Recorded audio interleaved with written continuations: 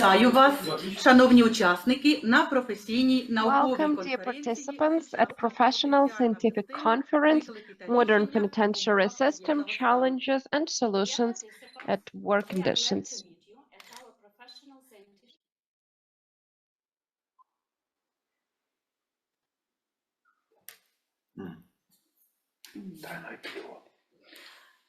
Modern penitentiary system, challenges and solutions in conditions of military conflict.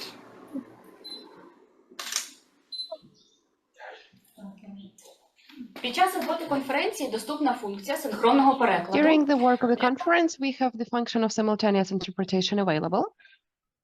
Для того, щоб обрати мову, будь ласка, To перейдіть choose the language, please, on the bottom panel of your Zoom. В залежності від інтерфейсу ви Depending on the або interface, you will see either the globe icon with the interpretation sign or three dots. Please click there and choose the language, either Ukrainian or English.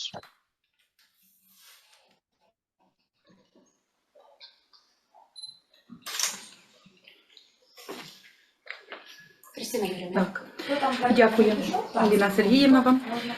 Сьогоднішній захід об'єднує Our today's event is uniting international experts, scientists, practitioners, and other specialists for a joint discussion of relevant challenges and defining strategic directions of transformation of penitentiary system under the conditions of martial law and significant security changes. Within this platform, we are going to focus our attention on the matters of correctional work with detainees and also on the development of probation system as important institute of decreasing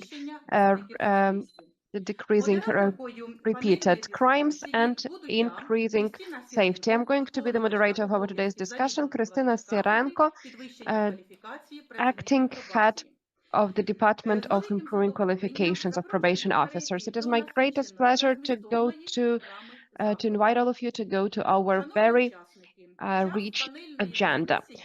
Dear participants, we have limited time of panel discussion, so please all stick to the timeline of the speeches, 10-15 minutes. Thank you for understanding.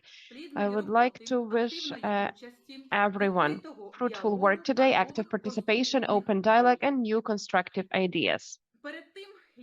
Before we start our today's event, I would like to offer to honor the memory of those who gave their lives for freedom and independence of Ukraine. Today, we have the opportunity to talk about the future because of their self-sacrifice. Please, minute of silence.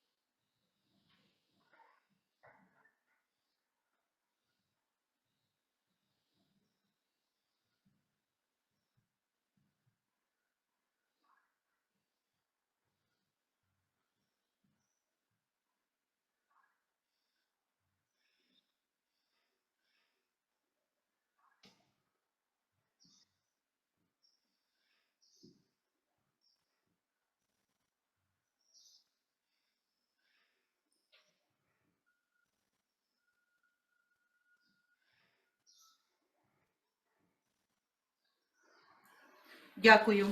Пам'ять про полеглих героїв живе у наших серцях. The memory of fallen heroes and defenders will always be alive in our hearts. And now it is my honor to give the floor to the Rector of the Penitentiary Academy of Ukraine, Doctor of Science, Professor, Honored Lawyer of Ukraine, Serhii HRECHANIUK. The topic of the speech, practical emphasis on penitentiary education in Ukraine. Serhii, please, the floor is yours. Thank you. Dear colleagues, we are happy to welcome you at Penitentiary Academy of Ukraine at our today's scientific event that is dedicated to modern challenges and the solutions that are possible in the times of war conflict concerning penitentiary system. We are extremely grateful for this opportunity of your participation today, and it is my greatest pleasure to inform you that today during our conferences we are going to have representatives of Romania, Estonia, the UK, Finland, Brazil, Czech Republic and Poland, and of course Ukrainian practitioners and leading scientists. We are also happy to welcome here representatives of international organizations, UNODC, EUAM-Ukraine, Pravo-Justice, International Correction and Prison Association, European Prison Litigation Network, International Committee of the Red Cross.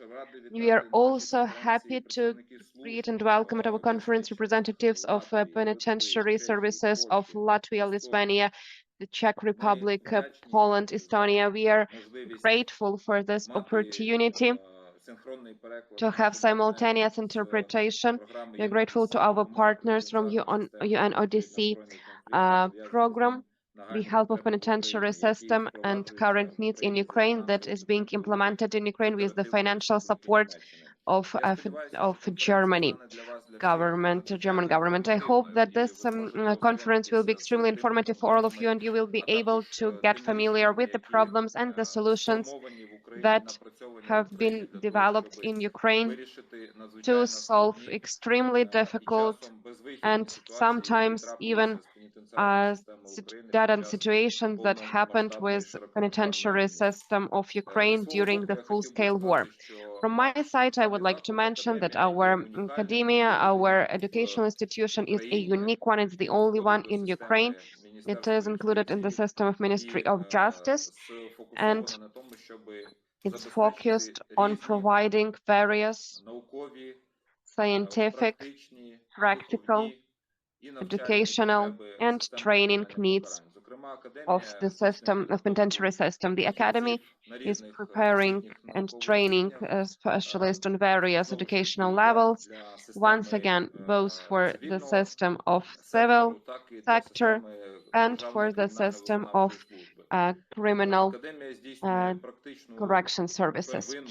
The Academy has retraining of practical specialists for those who join the system of correction services, and the Academy is also focused on conducting scientific research in the sphere of penitentiary service and criminal justice. We are a unique institution. We have extremely rich history, and we also care about our extremely professional and prosperous future. Now we have significant changes going on in the Academy directed towards deepening the system of education, working with cadets, with those who are obtaining education, with reformatting of various training programs, so that the specialist who's going to graduate from our educational institution has the opportunity to get knowledge of the international level, so that later, when a person goes to work in the penitentiary sphere, the penitentiary system, so that this person has practical needs and knowledge that will let this person work as a modern European officer of state penitentiary service. Ukraine is a part of Europe. It is doing everything to become a member of the European society, and our academy is also part of this movement, since we are implementing all the best practices that are only available and that are only possible, so that penitentiary education and the very system becomes modern and European-like. I wish all the participants fruitful work. I hope and I wish that all our today's discussion and knowledge turn for your benefit, and so that in the future you can at least know what is going on in the system of education, the penitentiary system of Ukraine under such difficult circumstances our country is going through right now. Thank you, and I wish all of you fruitful work. Thanks a lot for this valuable information. Dear participants, do you have questions to Mr. Serhii? If yes, then please, you have the opportunity to raise your hand and to ask a question. There are no questions, so let's continue.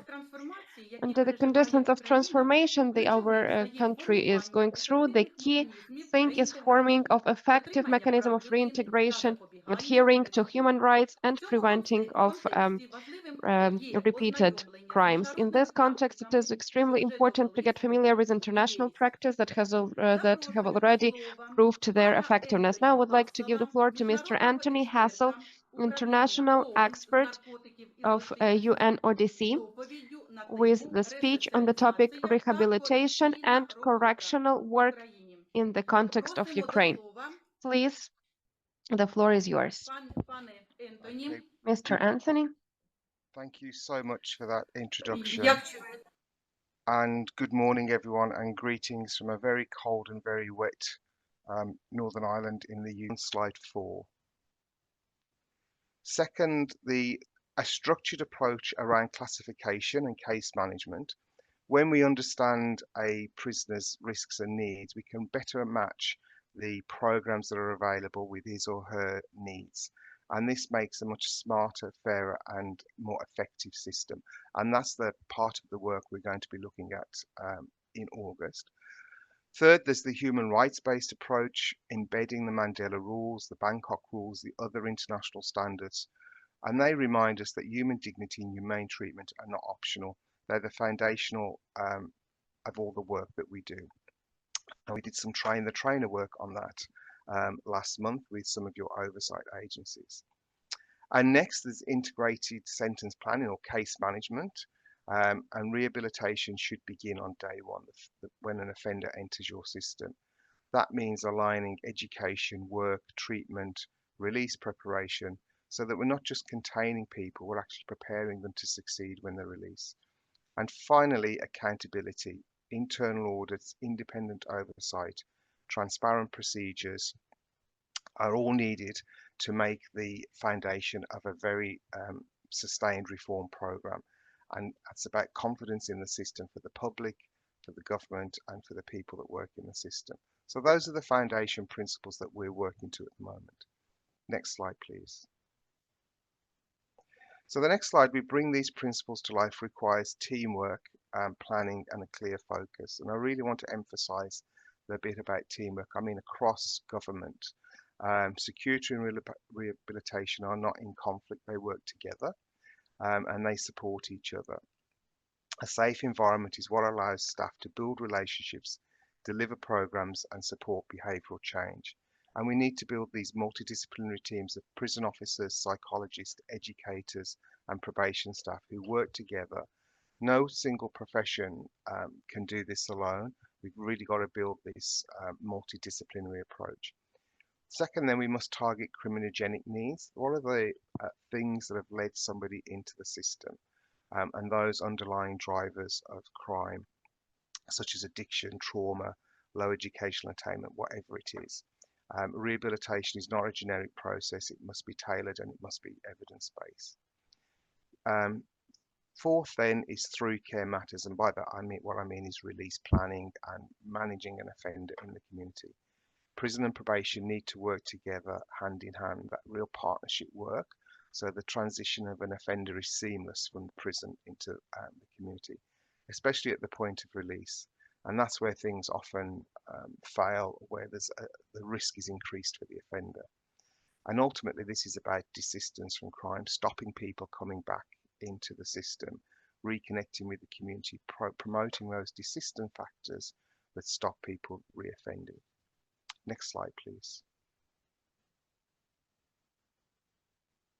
So the last slide is where do we go from here, I guess. And we have a real opportunity to embed rehabilitation. As I've said, you're on a very ambitious reform journey and you're well along the way on that journey. But we have to embed the work that you're doing in a structured process way. Tools like classification and sentence planning are already making a real difference, and you can build on those, and that's really positive. Then we must strengthen the connection between prison and probation. As I've said, there's a lot of work underway for that. The workshop that we did to develop the rehabilitation roadmap was a joint workshop, and that was great. And it's especially important when we're working with high-risk individuals, and you can learn from each other.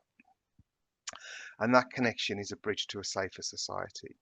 Then we must invest in staff. personal development, professional development. The train-the-trainer model is already proving its worth, and let's keep doing that. Let's keep developing the staff that work in the system and working with them across that whole system approach. And finally, I think let's be ambitious.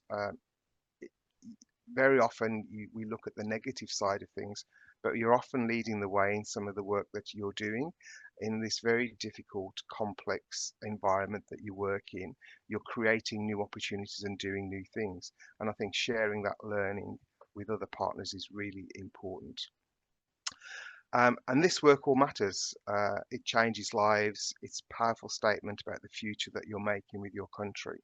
So a very ambitious journey, lots of work going on in your system under incredibly challenging operating environments, but there's real chance and opportunity for the future.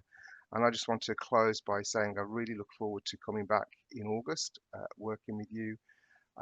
It's been a great experience for me professionally and personally, and I wish you all the very best for the conference. Thank you very much. I think I'm just on time. Thank you, Mr. Anthony, for your participation and for your support of important initiatives in the penitentiary system. Dear participants, do you have any questions to the speaker? If yes, then please. Yes, we have a question, please. Mr. Anthony, could you please mention which international approaches and practices in the sphere of correctional work are the most relevant in your opinion and potentially effective for implementation in Ukraine specifically? Thank you. Yes, thank you for that. I think there's a number that spring to mind. I think the one that what came out when we did the workshop a couple of months ago was about prisoner assessments. So we're looking at risk, need and response and making sure that there's a really good assessment tool in place for prisoners when they come into your system that collects data, makes assessments so that you can target the very limited resources that you have to meet those offenders' needs.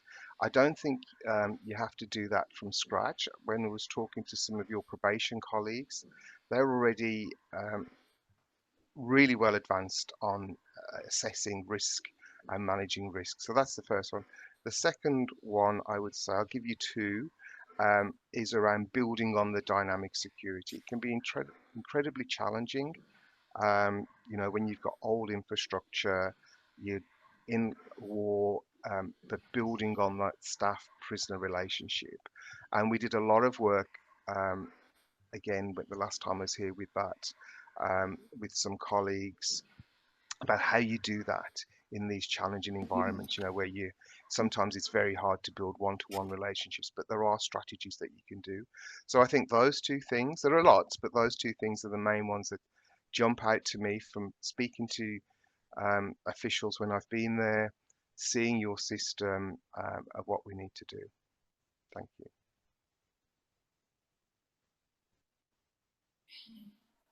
We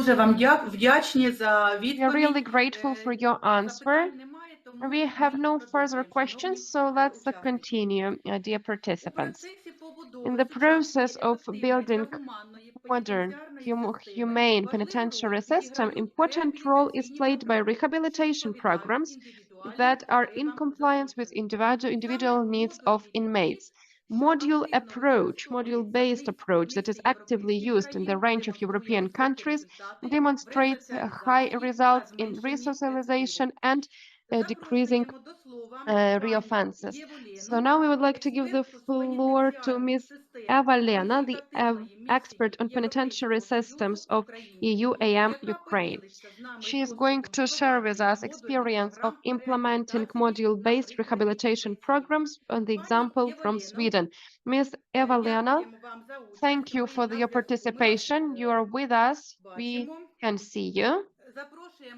So we would like to give you the floor now.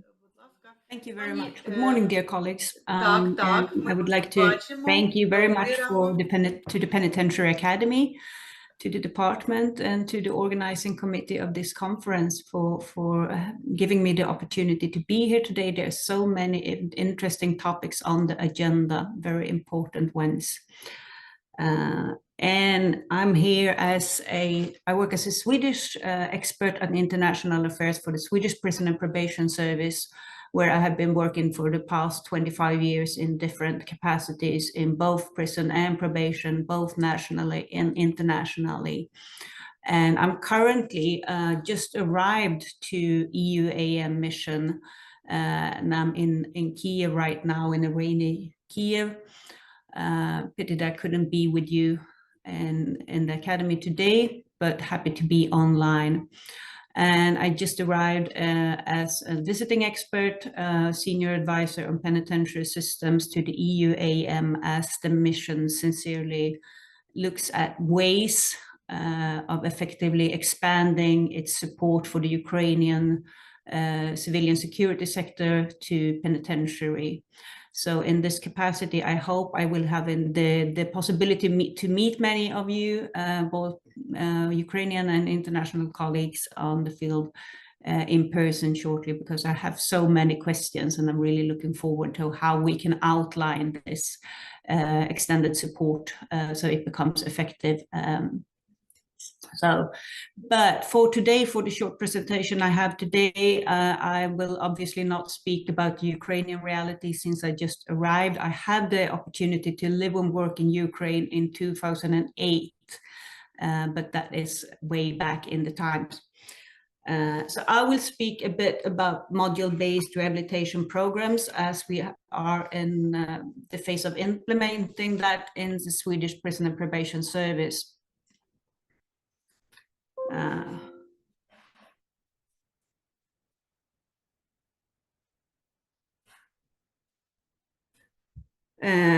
And I will thank you for sharing the presentation. It's not necessarily needed, but you can do the second slide, please. Yeah, I will not go into any details on how, that one is the third one, but okay, it's fine. I will not go into any details on how the Swedish Prison and Probation Service is organized, because that is not the topic and we don't have the time for it. But just to mention, we are both the prison and probation side are structured under the same agency, under the Ministry of Justice, connecting to what my colleague said about the important role of cooperation between prison and probations.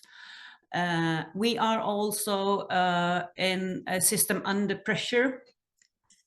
It is estimated that over the upcoming 10 years, we need to increase our capacity 3 times, or threefold our capacity. And I will again not go into any details on why that is, but it has to do with an increased rate of criminality in the society, a shift in the legal landscape, and a shift in the political landscape.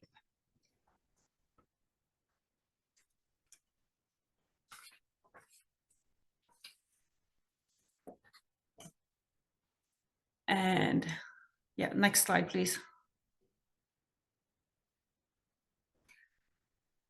And as we well are aware of, one of our main goals in the Prison and Probation Service is to keep our prisoners, probation clients from reoffending. As long as we have them under they're serving the sentence, or we have them under probation, we are to control and keep them inside, but otherwise we don't want them to come back. That are the basics. But that is increasingly challenging when we are in a situation where the system is under pressure, and much of the effort naturally goes towards just maintaining security.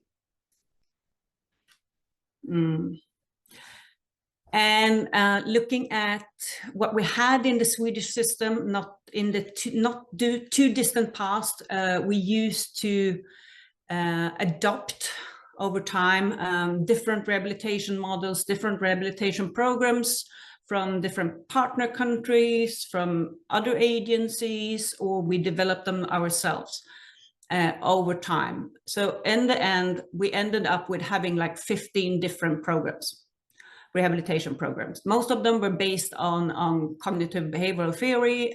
They were more or less talking about the same tools and methods, but using slightly different terminology. And we offered some of them in one part of the country, some of them in another facility, and it was not streamlined. And that became, I'm not saying that they were not good, that many of the programs were good, but it's not the most effective way of using limited resources.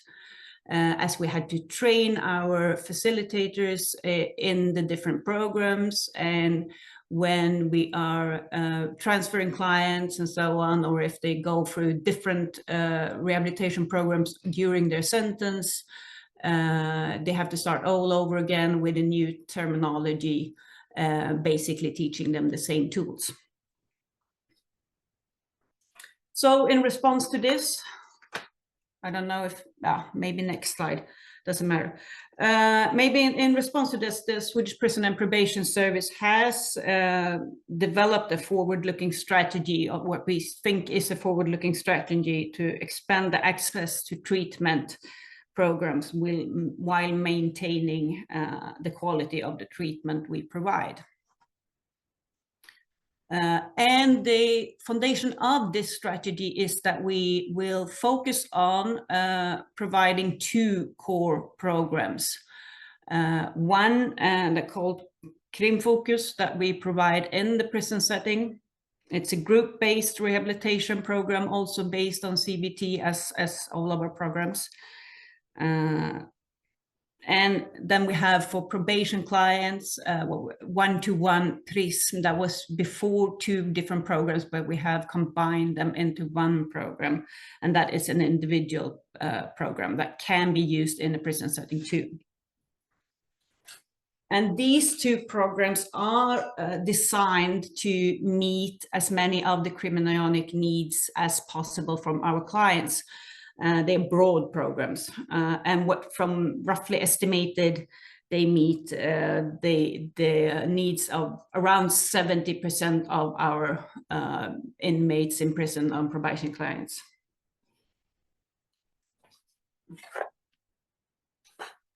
And focusing on, as we said, connecting to risk and needs assessments, we should focus the rehabilitation efforts towards high risk and medium risk inmates, probation clients. And there are, of course, other groups of clients, inmates that have other needs, sexual offenders, violent extremists, domestic violence, and so on. Those are groups that have different needs, and we have other programs tailored for their needs. But that is not what I'm going to talk about today. But if we go back and we look at Krimfokus, that is the module-based program. It should ideally start as soon as possible after the inmate has been sentenced, has started its sentence.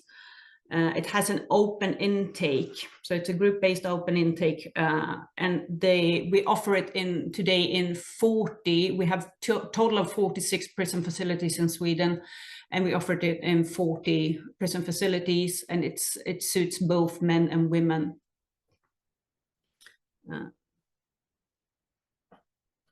And the facilitators for these group programs, they are not psychologists. They are internally and externally recruited to become program officers, rehabilitation officers, and we train them internally in the system. And the advantage of having our prisoners starting the program as soon as possible after they receive the sentence is that it contributes to the dynamic security of the facilities. As we give them in an early stage, we give them tools and methods to cope with stressful situations, to cope with conflict situations, and that contributes to a safer prison environment. And we also give them a chance to start changing their behavior from the very beginning. And this first module-based, that means that the first broad basic module that they do in the beginning contains 3 modules, and each module has 6 sessions. And after that comes another module where we more focus on maintaining what they have acquired in the basic program. And that one is designed to be able to keep them occupied from everything from like 4 months to several years, just boosting what they have learned already. And these sessions in this maintaining phase are structured around 3 different topics: violence, criminal behavior, and substance abuse. So it can also be tailored. And after that comes what we call the preparation for release module. That is an individual module where with six sessions, pre-release sessions for high-risk inmates and 2 sessions for medium-risk inmates.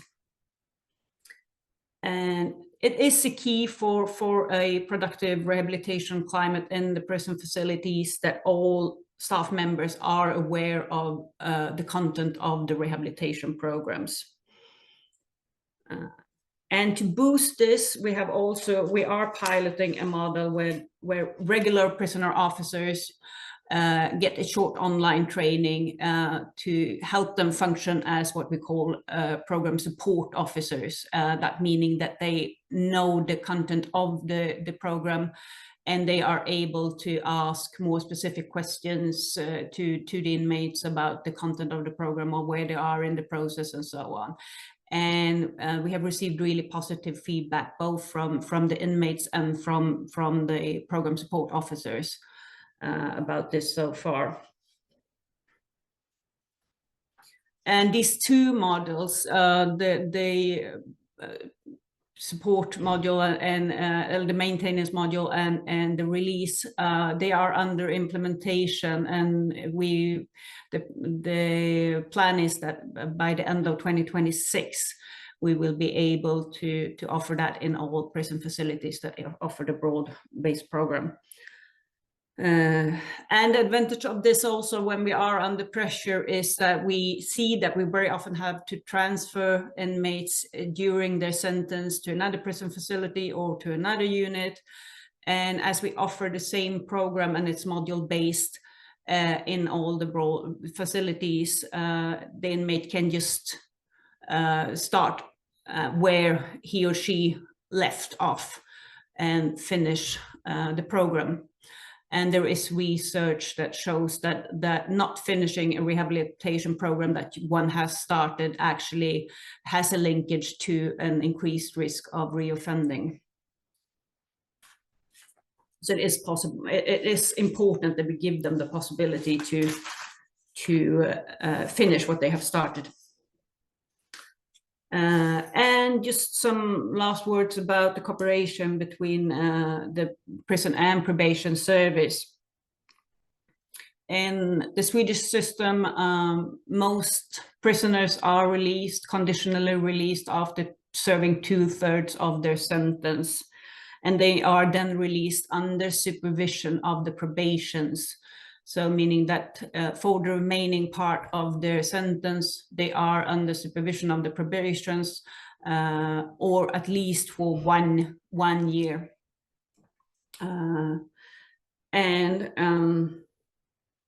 During the period they are under supervision from the probations, they should have regular contact with the probation officer.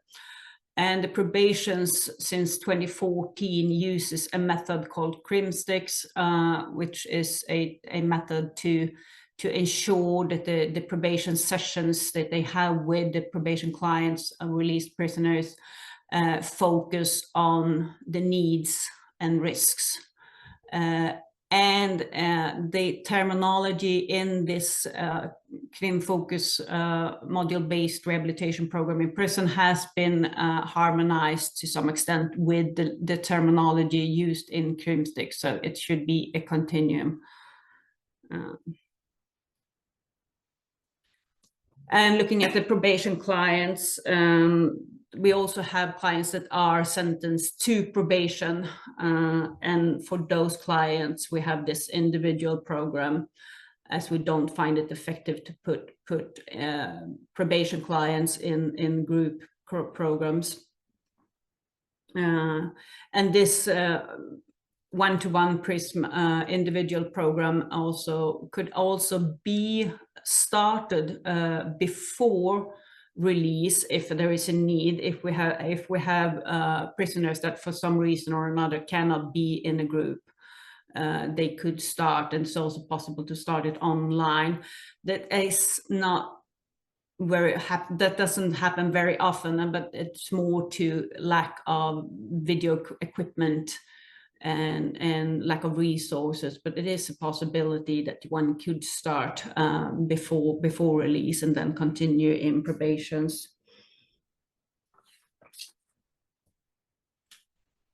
And as I said, we are in the middle of implementing this module on a broad scale. And we are working closely with our internal unit for research and evaluation. And all our programs and projects are evaluated in close cooperation with that unit and with independent researchers from different universities. So if we have the opportunity to meet again in a couple of years, we'll probably see what the evaluation of this module will be. So that was it. That was my presentation of this. I hope it was can be food for thought. Just again, thank you very much for giving me the opportunity to share some of the experiences, and I hope to see you in the near future in person. Good luck with the rest of the conference, and I look forward to listen to many of the interesting presentations here today. Thank you. Щиро дякуємо вам. Thanks a lot, dear Eva-Lena, for this fruitful and interesting speech. Dear participants, do we have any questions to the speaker on the topic? Yes, we do have a question, please. Could you please tell whether you see the opportunity of adapting Swedish model to Ukrainian realia? Is it possible to use it in our country where we have a martial law? I cannot really answer that question since I have just arrived.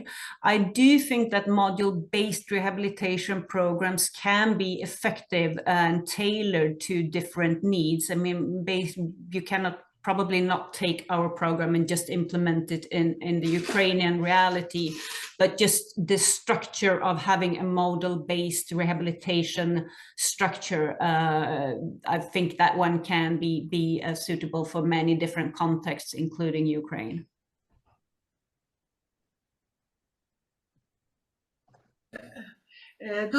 Дуже дякуємо вам. Thank you. Thanks a lot. If there are no further questions, let's continue. Є запитання. Okay, yes, please. Є запитання.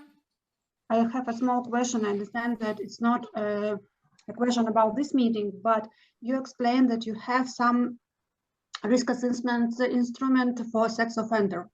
Do you have a special instruments when you need to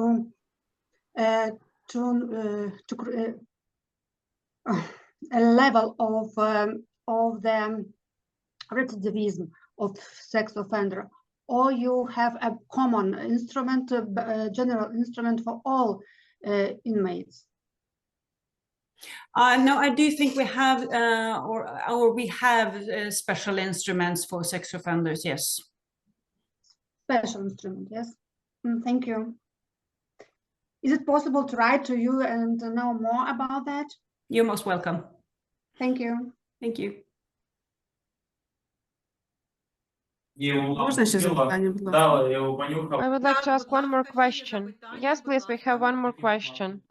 Ви говорили, що у вас You were можливе, talking that it is проходження possible to навчання have онлайн. such a Поділитесь, program як це online. відбувається? Could you please share how it's going on, just in a nutshell? Thank you.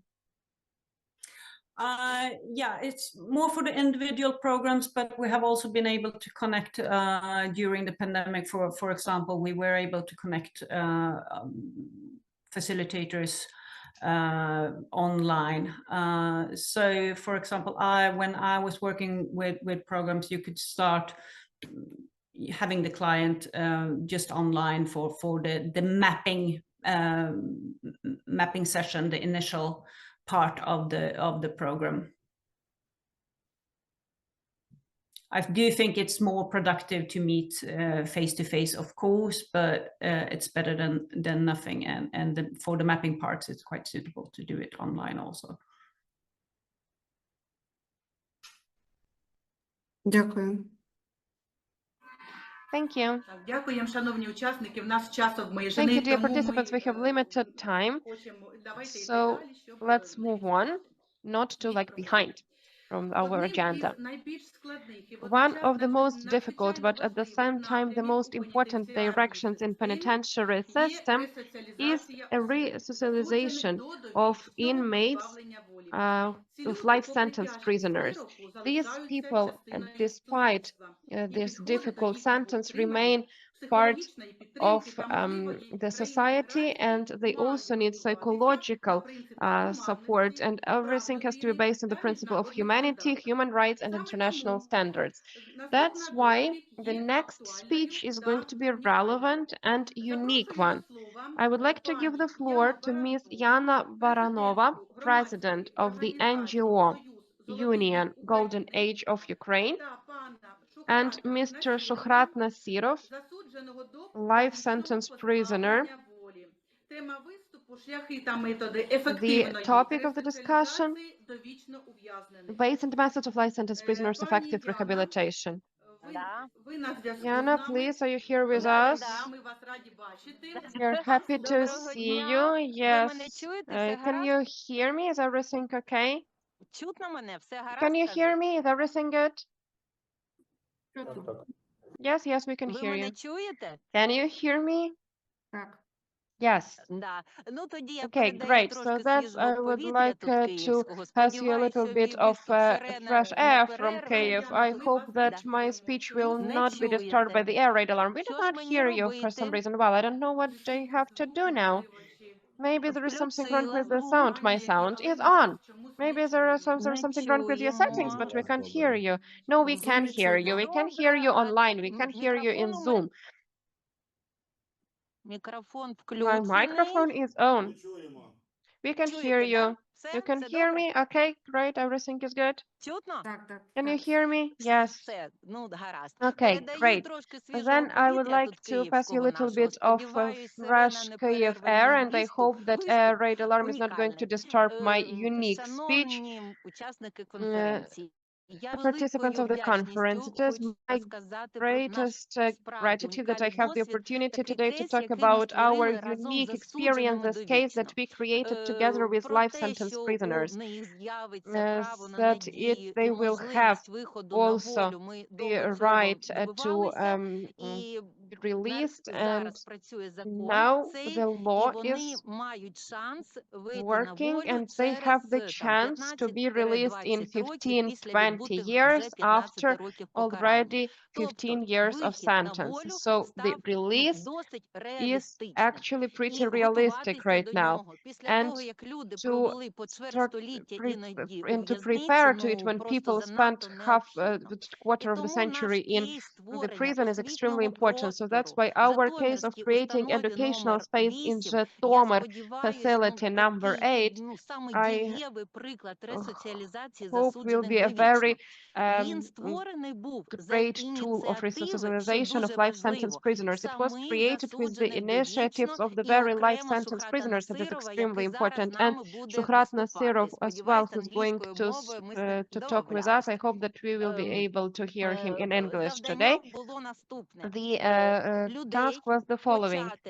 The people had to start getting ready to be released from the very initial levels, computer literacy, for example. Now I would like to give the word to Shukhrat. The space has been working for 3 years already. The University Ukraine has joined us, and we have expanded trainings. They take place every week. They take place online and offline. The statements of our partners of Ukraine and our second deputy Shukhrat are going to be available on the conference. But now I would like you to listen and to see a life sentenced prisoner. He's really worth it. Shukhrat, please, the floor is yours. Hello. I am very happy to be present here today. Thank you for this opportunity to talk. I'm going to speak in English. My name is NASIROV Shukhrat. I am glad to be here today. Thank you for the opportunity to speak. I'm here to tell you about a unique project that we call the Education Space, a computer learning class created for individuals serving life sentences in prison. These people who have been cut off from society for decades. Many of them entered prison before the digital era, before smartphones, before the internet becomes a part of daily life. They missed the entire technological revolution, and yet they are still human beings with potential, curiosity, and the desire to grow. What is the education space? It's a classroom inside a prison where people serving life sentence can learn basic computer skills and more. We teach them how to use PC, understand digital tools, and interact with modern technology. Things most of us take for granted. But this is not about IT, not only about IT. We also offer information, informal education, emotional intelligence, anger management, tolerance, conflict resolution, and theology. This class helps rebuild not just skills, but identity and dignity. We cooperate with the University of Ukraine, which provides weekly Zoom lessons, direct contact with lecturers, a real academic discussion. Many participants actively engage in conversation, ask questions, and even challenge ideas. Results, they are real. Our first group includes 15 people. The second group has 20 highly motivated students. And now we have over 40 more waiting to join, but due to limited resources, we can't accept everyone. Still, the impact is incredible. Graduates from the first group now explore 3D modeling, copywriting, and even programming, languages like JavaScript and C++. Some stayed at basic user level, and that's okay, but basically they reconnected with the modern world. They feel human again. They smile, they discuss, they hope. Why IT? Because it's the most realistic modern option we can provide right now. Traditional prison education usually includes mechanical or technical trades, electrical, welders, machinists. That's better than nothing, but not everyone wants that. Many want to learn what's truly relevant in today's world. Let's be clear. The prison system should be not only isolate, it should restore. It should offer people a chance to rethink their identity and come back to society with new skills and meaning. When we created this project, we weren't sure if it would work, but we said, if it's changed even one life, it's worth it. And it did. So now we know education space should exist in every correctional institution, not just as a right, but as a tool of hope. Thank you.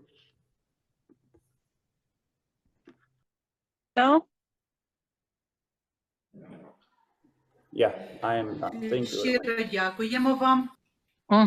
І ми Thanks a lot, хочемо and цей we досвід also would передавати like далі. to І у share нас this є experience, and we такий же, як have Шухрат, the ініціативний also довічник. very Мова initiative йде про person as Дніпровську Shukhrat. It's 89-ту установу, from і ми Dnipro сподіваємося, що facility, освітній and we простір у hope нас that educational з'явиться space ще will один. appear in Так one що, more сподіваємось, це facility. вийде. So we І hope that we will be able to do that, цікаво і цінно and те, it is що extremely тут все interesting зійшлося. and useful that Ініціатива everything засуджених, спроможності coincided here, громадської the initiative of організації, і inmates, це все capacities знайшло of підтримку NGO, і and у it all керівництва found support установи, в першу чергу, і у from the керівництва authorities of the департаменту. І facilities ось and так of народилася, the ну, department. дуже, And that's дуже how we гарна got річ, this дієва, really і great initiative. бачити It's людей, які efficient, and змінюються we протягом see цього people that are періоду. Це, changing ну, during дуже this приємно. period. Так що It is a запрошую до нас у great pleasure. Житомир, в So I освітній invite простір на all of знайомство з you to учасниками. visit our Zhytomyr educational Питання, space. побажання. Questions, Дякуємо maybe? вам, пані Яно. Thank you, Yana. Дякуємо пану Шухрату Thank you, Mr. за Shukhrat, виступ, що for your піднімаєте настільки speech. важливу, Thank you for непросту raising тему. such important Будь ласка, шановні topic. учасники, якщо у So, вас є dear запитання до participants, доповідачів, if можете you їх have задати. questions to speakers, you can ask them now. Ну, тому запитань немає, в So принципі, there are no questions. все зрозуміло. Okay, та everything is розмова clear. у вас була дуже Thank змістовною. you. It was Дякуємо. Тому ми your продовжуємо. speech was full of Все, я useful в білому, information. але тут вже дощ Thank you. іде. Okay, it's Все. raining here, so Ігором, I'm все, leaving. Okay, удачі вам. І good буду luck, рада побачити and I will be матеріали happy всі. to Все, see завжди на all the зв'язку. materials Щасливо. Дякую, available дякую. later. Thank you. Let's keep in Дякуємо touch. вам. Тому Thank ми you. продовжуємо. І So let's далі, move шановні on. слухачі, And dear хочеться перейти listeners, і now I сказати, would що like одним to із give to нових the і next part. I would like to водночас mention that надзвичайно one of the важливих new, but at the напрямів same time роботи very пробації important в Україні directions in work of стала probation підтримка service in та Ukraine супровід has become a ветеранів війни, support of які з тих чи support інших of причин veterans of war опинилися в that for конфлікті з some законом. reasons Ця ended up категорія in the осіб conflict with має the law. This унікальний досвід, category of часто people has травматичний unique і experience, потребує very often a спеціального traumatic one, підходу and they та require глибокого special розуміння approach and їхніх deep потреб. understanding of their Система needs. пробації є The механізмом, project який of сприяє probation не is a лише mechanism that запобіганню might рецидиву, help а not й only надає in ветеранам реальний prevention шанс of на reoffense, повернення but до also give активного, veterans real chance повноцінного of getting життя back to в active, суспільстві. full Тому life in я society. запрошую до So now слова I would like пані to give the Олену floor to Ms. Суботенко, Olena заступницю SUBOTENKO, директора the Державної Deputy установи Director центру of the State пробації із Institution доповіддю Probation на Center, тему with her робота speech on з the topic ветеранами Work with пробації, Veterans on Probation, виклики та Challenges перспективи. and Prospects. Пані Олена. Olena, please. Дякую, пані Кристина. Thank Доброго you, дня, thank you, шановні колеги. Christina. Hello, dear colleagues. Yes, we are happy to see you. Yes, thank you. Likewise, dear participants of the event, dear scientists, international partners. Всіх вітаю. I welcome all of you on behalf of State Institution Probation Center. Thank you for your invitation to take part in this event. And yes, today we wanted to talk a little bit more about challenges and prospects that probation faces because we have new category of probation subject that have experience of hostilities. So if we start from strategic vision, then we all understand that in Ukraine, as of now, we have active hostilities going on, and the problem of the social adaptation of participants of hostilities and veterans after return is just increasing. The real scales of this problem difficult to assess so far, but the state policy in this direction is actively preparing to possible challenges on both central level and in communities. In Ukraine today, we already have a range of institutions dealing with veterans of war. Among them, the most important one is the Ministry of Veterans that is coordinating work of 5 rehabilitation centers, but not all veterans are going to get their services, and generally in such services ended up those veterans that were injured, or they can themselves approach different NGOs, or some of them ignore the needs in mental treatment, and they think that they will be able to deal with their condition on their own. But in Ukraine, we already have the strategy of veteran policy till 2030 that was approved by our government in November of 2024 concerning the veterans and their family members that presupposes lots of spheres of influence. And one of the important operational goals of this strategy is recovery and support of mental and physical health of veterans of war. But we understand that this policy is being formed under unprecedented conditions during the war, and for the audience that is constantly infected by war and has limited resources. At the same time, probation facilities, taking into account the situation that has been going on in our country since 2014, there are new categories of clients that require special approach and new methods of work.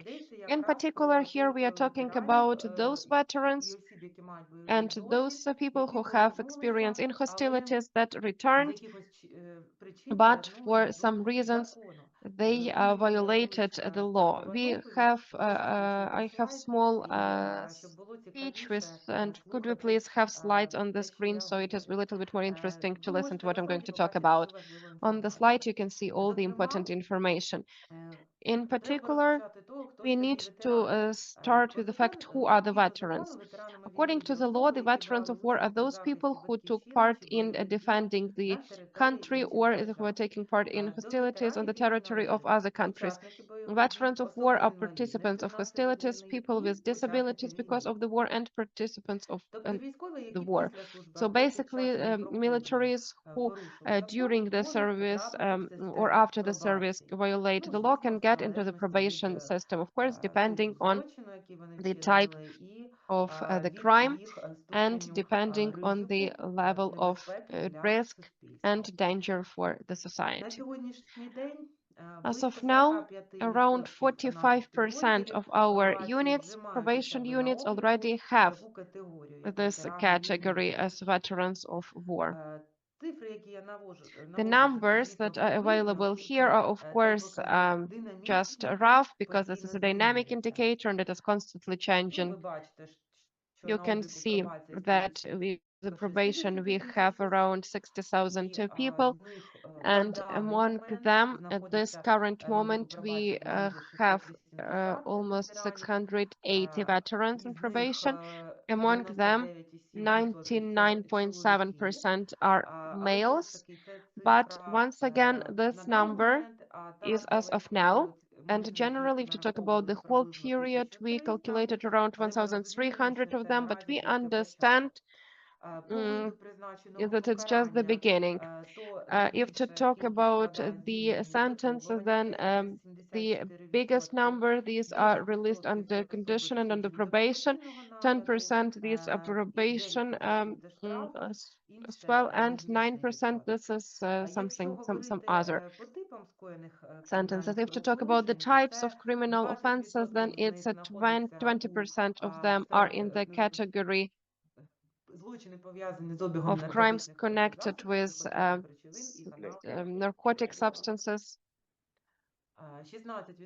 16% that's crimes against ownership, 16% crimes against civil security. Among them, very often we have illegal owning of weapons, and 10% it's also connected with life and health of people. Of course, it's difficult to mention all types of crimes, but on all articles, but obviously that they are extremely versatile.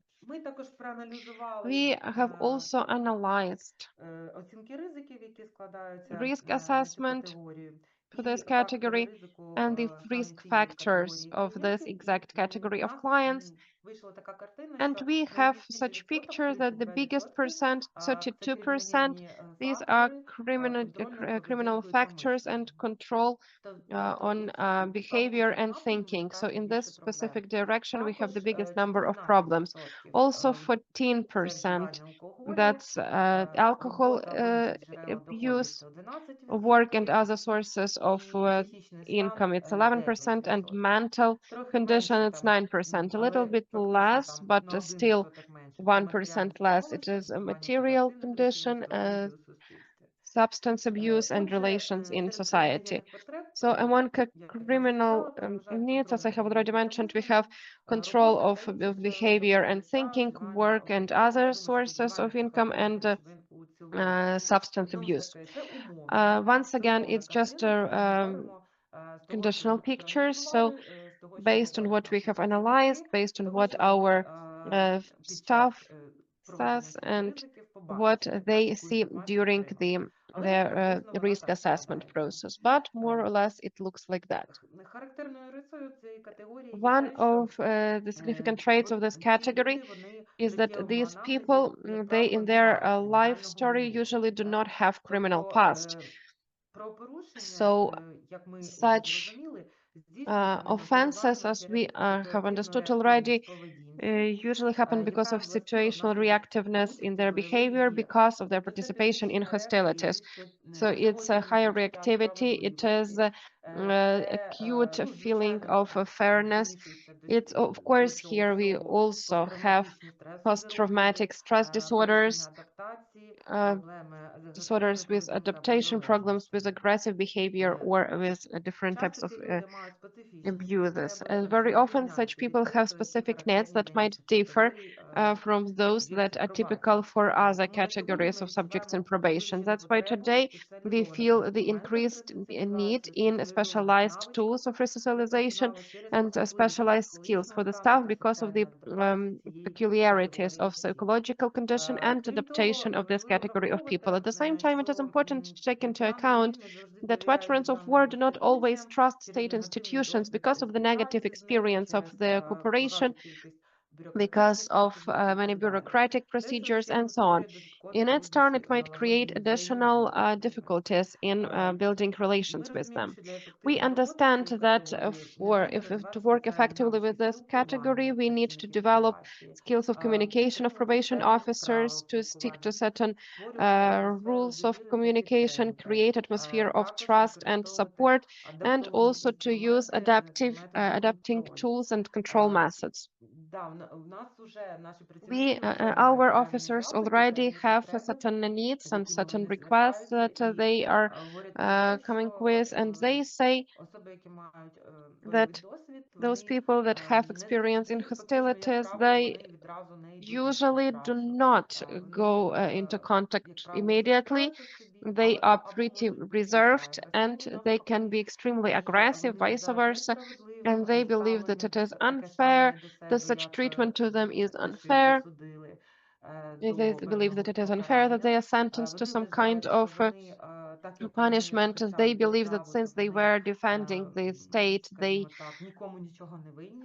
do not owe anything to anyone, but everyone owns them. So that's why there are certain difficulties in conducting a social work with them and in diagnostics of their psychological conditions and in choosing further forms of work with them.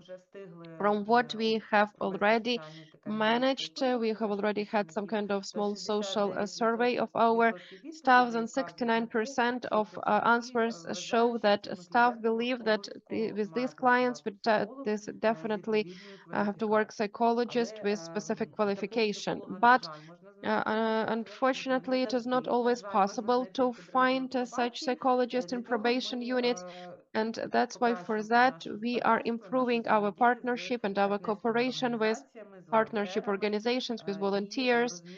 And we understand that here special organizations might come in handy that are cooperating with veterans and that have specialized training. As of now, for our employees, we are already conducting certain trainings, first of all, on the basic of motivational consulting, also leading experts in the sphere of psychology conduct events where employees have the opportunity to get all the needed knowledge in the sphere of specifics of borderline disorders and peculiarities of communication with veterans. It is extremely important to focus on the importance of psychosocial support that might encourage successful adaptation and prevention of reoffenses of these categories of people. Reconvening of regular life for those people who are in probation is a versatile and multifaceted program. Of course, those militaries that get back to civil life, they can face serious difficulties. Among them, there are psychological traumas, social isolation, and problems with adaptation. That's why, as I have already mentioned, we are using all the possible variants of getting the help, such as cooperation with civil organizations involving volunteers, involving specialists that have experience of work with militaries, and also we are building interagency initiatives for social and legal support. The work with this category of people is extremely difficult, and the difficulty for probation officers is in that fact that they do not only control the sentence, but they also have to find out what services such clients might need. They have to involve relevant specialists that provide such services. But for this, they need to conduct a risk assessment correctly. They need to diagnose everything correctly. They need to diagnose mental conditions. And for this, we need specialized approach.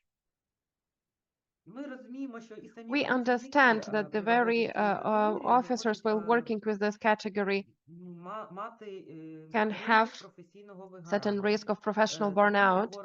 That's why we are talking about the next stage, and it will be working with rehabilitation of psycho-emotional burning out with officers, probation officers.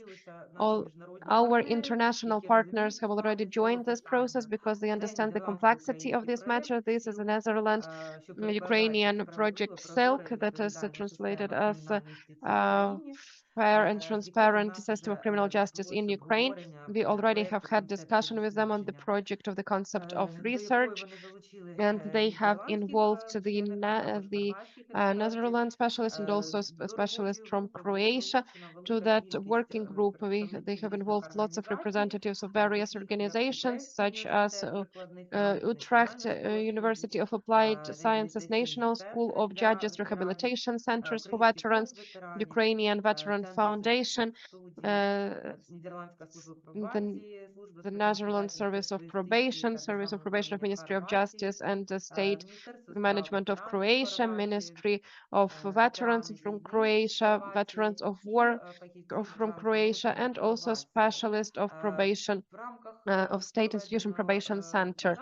Within the conducted meeting of the working group, we discussed that, first of all, we were talking about the prospects that, as you can see on the right side on the slide, the first stage, of course, as I have already mentioned, it is what already is included in the working group and engagement of all the stakeholders to this process. The next important matter that is so far we lack in our system, it is development of protocols of cooperation and organization of work with veterans of war that are under probation. And as I have already mentioned, the development of skills and knowledge of probation officers, conducting of such special trainings and prevention of burning out. The next matter is working with updating the tools of probation, so diagnostic method, correction programs, and so on. And as we see as the one of the stages for all of this, final stage for all of this, it should be the manual of working with veterans for probation officers and also for other bodies of criminal justice that might be involved into this process during the process of criminal procedure, pre-trial investigation. They're also working with veterans, and it is extremely important, so this work is complex. And also informational brochures to these probation officers where there will be information about which organizations they have to reach to, with what questions, and how they can make their psychological self-diagnostics to understand if they have this need to reach to more narrow specialists. Also, we have already discussed which chapters this manual should include and what information все в собі в своєму it змісті should мати. contain. Таким чином, That's how у взаємодії з in this cooperation with partnership organizations, with local науковими установами, scientific міжнародними institutions, партнерами, international ми partners, вбачаємо we в перспективі, що ми see все-таки such prospects that досягнемо we певного will успіху be в цьому able to achieve процесі certain і success in this надамо process, підтримку and своєму that we will be персоналу, able to своїм provide support працівникам to в our роботі з staff, to цією our officers while непростою working with this категорією difficult засуджених. category Можу of сказати, що вже найближчим prisoners. And часом I can say вже that будемо in the nearest організовувати future, we will відповідні be тренінги для organizing additional trainings for our психологів у цьому psychologists напрямі, in this ну, direction, а в подальшому і and in для the future інших категорій for наших other працівників. categories of our На цьому employees. все. Дуже That's дякую it from всім my за side. Thanks a увагу. lot for attention, everyone. Щиро дякуємо вам, пані Thank Олено, you, за цінну інформацію, Olena, for за this вашу important діяльність, information, for професійну your участь у activity and розвитку важливої professional складової participation in кримінальної the юстиції. development of Дякуємо important вам. component of criminal justice. Thank you. Так, шановні учасники, є Dear запитання? participants, do we have questions? Ну, якщо запитань немає, Well, то ми if there йдемо are no далі questions, let's move on. по програмі.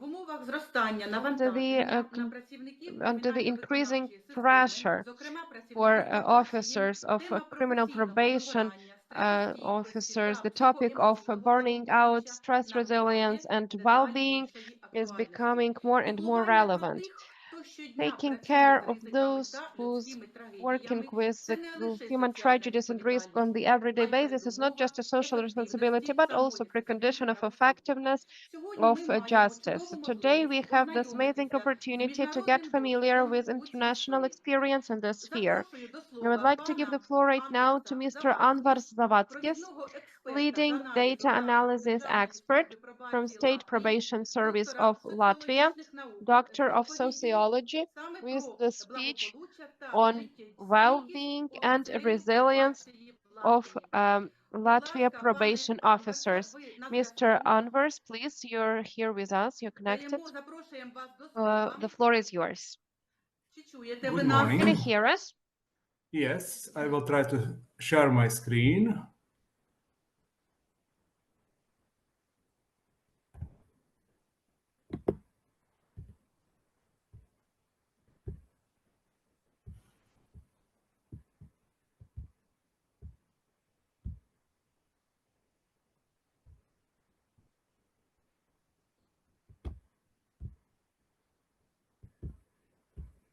No.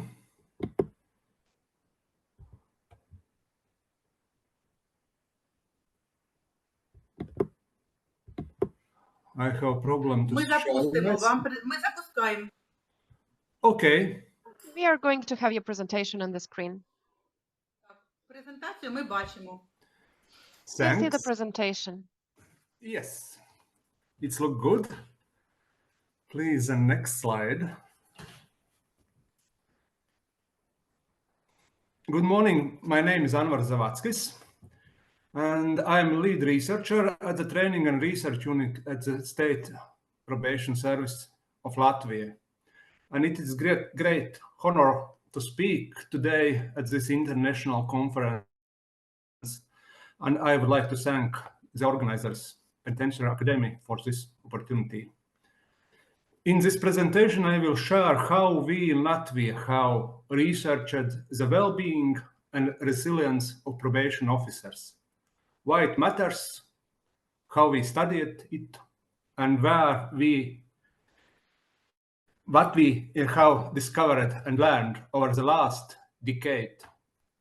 I will also highlight practical strategies we have used to support staff, especially under emotionally demanding and structurally complex conditions. Please, next slide. And probation officers' well-being. Please, next slide.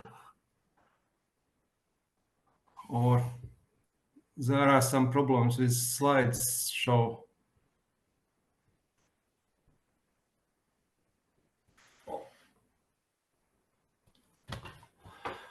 Okay.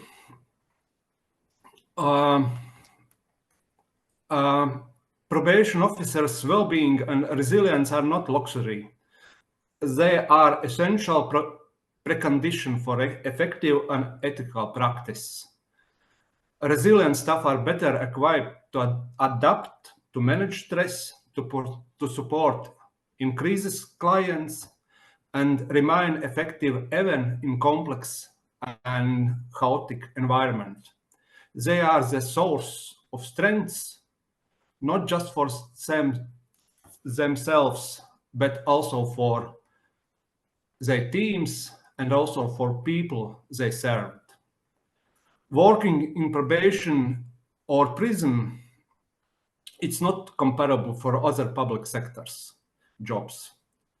Staffs are routinely exposed in high-risk situation, in emotional overload and secondary trauma.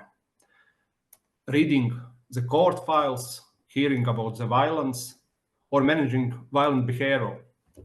It is different than other public sector jobs. And here I want to acknowledge the Ukraine context, where this are already difficult work, what you are doing is happening under the added pressure of military conflict. The war introduced a new dimension of stress, existential uncertainty, losses, displacement. Supporting staff well-being in such circumstances is far more complex, but also more urgent. This is why I believe this topic is not only relevant it is crucial to the sustainability of your justice system during and after the war. I have been working in Latvia at the State Probation Service in Latvia since its very beginnings. When I joined the State Probation Service was just 8 months old. Based on this experience, I can say that the staff well-being and resilience quickly become an issue of practical importance in Latvia. Over time, we began to pay more and more attention to it, not just informally, but also by conducting and practicing in research. In this presentation, I will focus on complexive study completed in 2020, which analyzed the results of several early studies. And these studies have helped us understand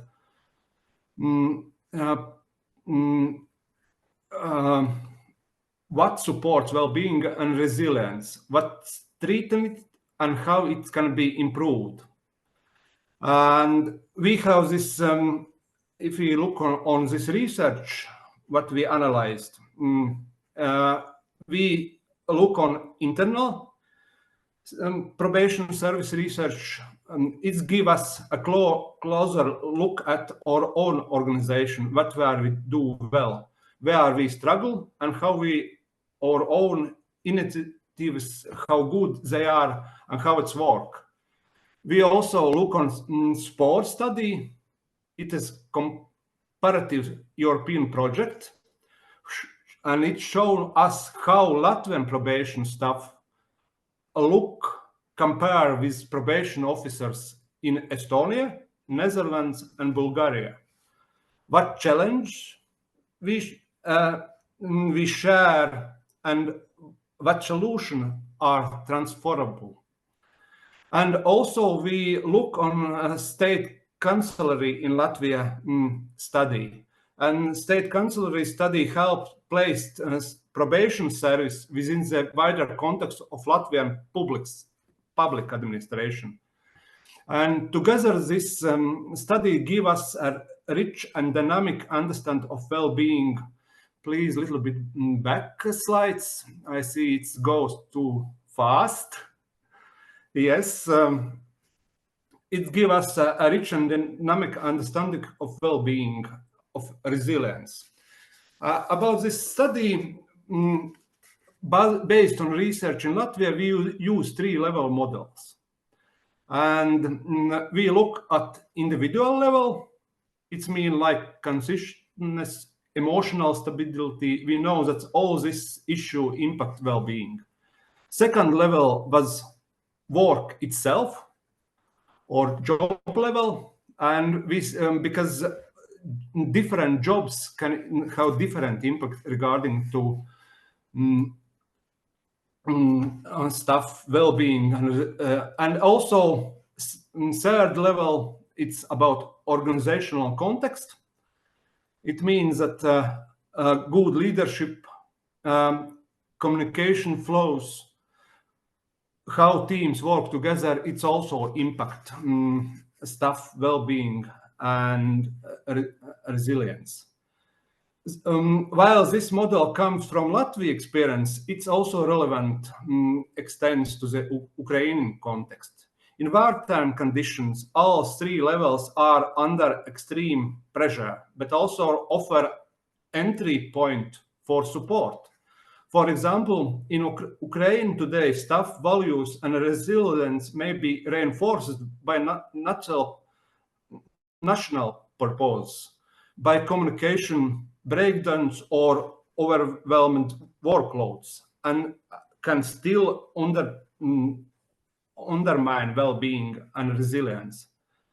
Understanding these 3 levels helps understand what we need and where we can move forward. Let me take a closer look at each level, starting with the individual level. Next slide, please. What we see from sports study, Latvian probation staff scored higher on conscientiousness than their peers in the Netherlands, Estonia, and Bulgaria. That is good, but also it's tricky. Highly conscientious people tend to push through stress and may burn out faster, especially if their task they feel less meaning. They feel it's meaningless. Another challenge, for example, for Latvia is coping strategies. Our staff shows a tendency toward emotional focused coping, going over painful situation again, feels these bad emotions, and not so common was compared with other countries. This problem-focused coping strategies. This called for us action from our service to create space where our staff can proceed safely, reflect about this situation, find constructive way how to deal with stress situation. But one thing stands out from research: the strong belief in the value of the work. It's very important. Knowing that your work matters to society, this helps sustain motivation and well-being and resilience, even when things are hard. The next level, at the task level or job, next slide, please. At the task level, what we find out that when officers experience autonomy, task variety, and clear feedback, they stay more engaged and less emotionally drained. But this needs to be consistent. Also, one of the most serious concerns for us, the stress caused the work itself. In the SPORE study, more than half of Latvian probation staff reported traumatic experience in their job, with the average trauma intensity 6.39 out of 10, higher than in the Netherlands and Estonia. Trauma comes not only from client, but from emotional exposure, reading crime files, managing crisis events, and working alone. I imagine that in Ukraine under the war condition, this is ever more intensive. At the organization level, what we find out, next slide, please. We find out that our strengths and weaknesses, a strong peer support, high level of trauma among colleagues and supervisors who are present and engaged. It helps us. The power they are powerful buffers against burnout. The weaknesses SPS still have the bureaucracy procedures, unclear communication, and lack of formal recognition for staff contributions. These errors resilience over time. And I can say this research, these findings give us the roadmap, and that leads us to the next part of the story. What we did about this. Next slide, please. First, we find out that we know that we need the structured space for process emotions. It means we introduce regular supervision for both individual and group-based and peer reflection, and in a peer reflection formats where colleagues can speak safely about different experience with other colleagues. Second, communication was a clear point, and we spend a lot our energy to deal with this. For example, one way how we deal with this, we inviting field staff into policy planning. For example, experienced officers now work part-time as trainers and central officer advisors and part-time as a client managers.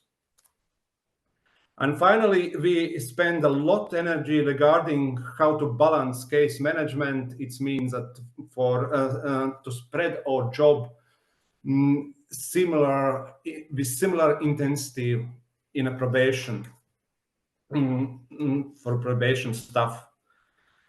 Next slide, please. I see that my time is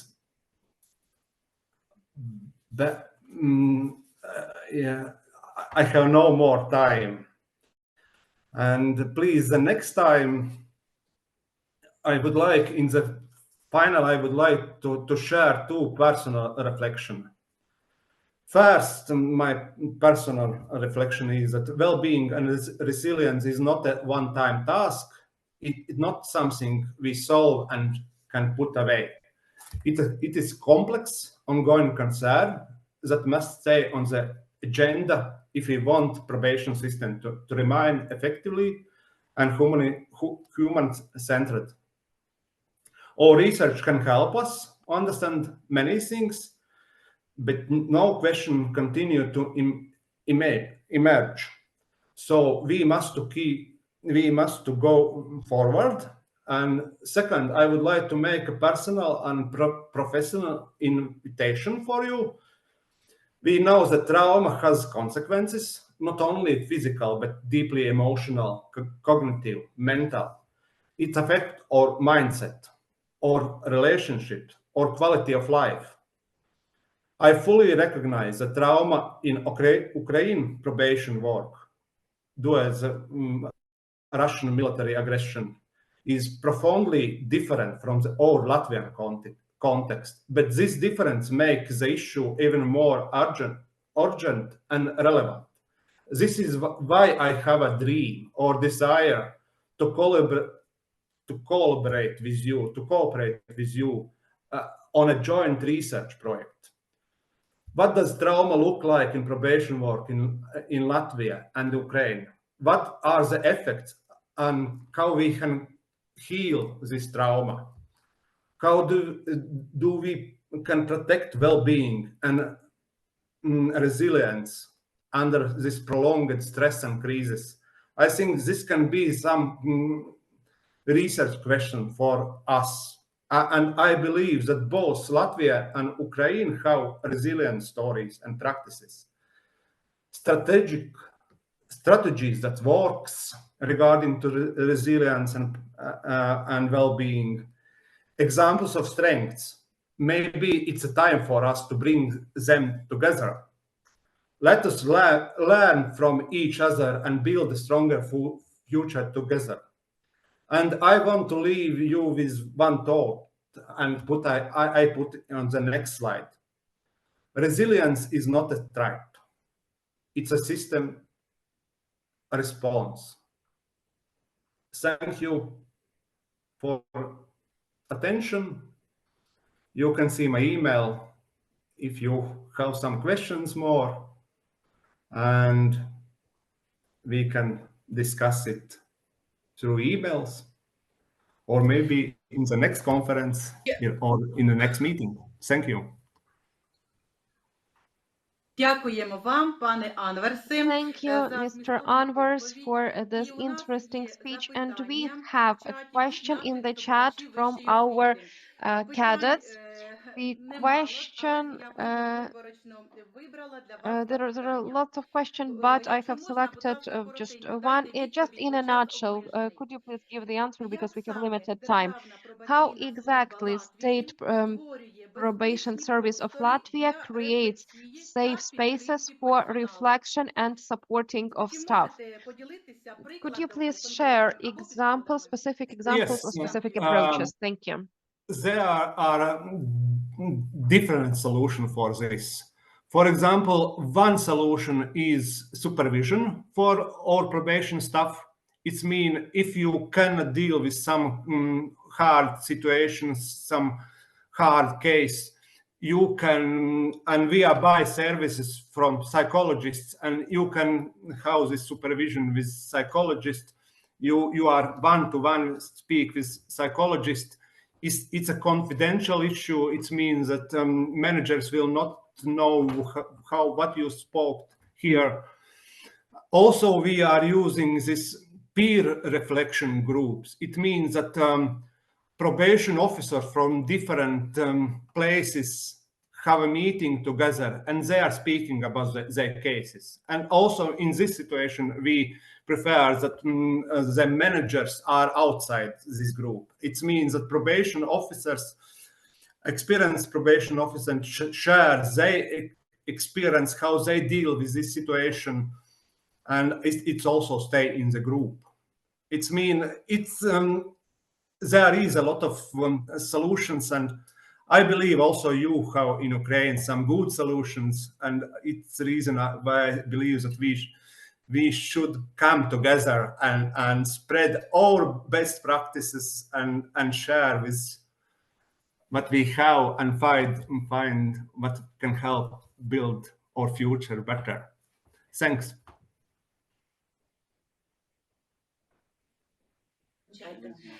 Дуже вам ми вдячні за We are really grateful for your answer and for your speech, for this valuable information. So, dear participants, we are going to continue now because we have very limited time.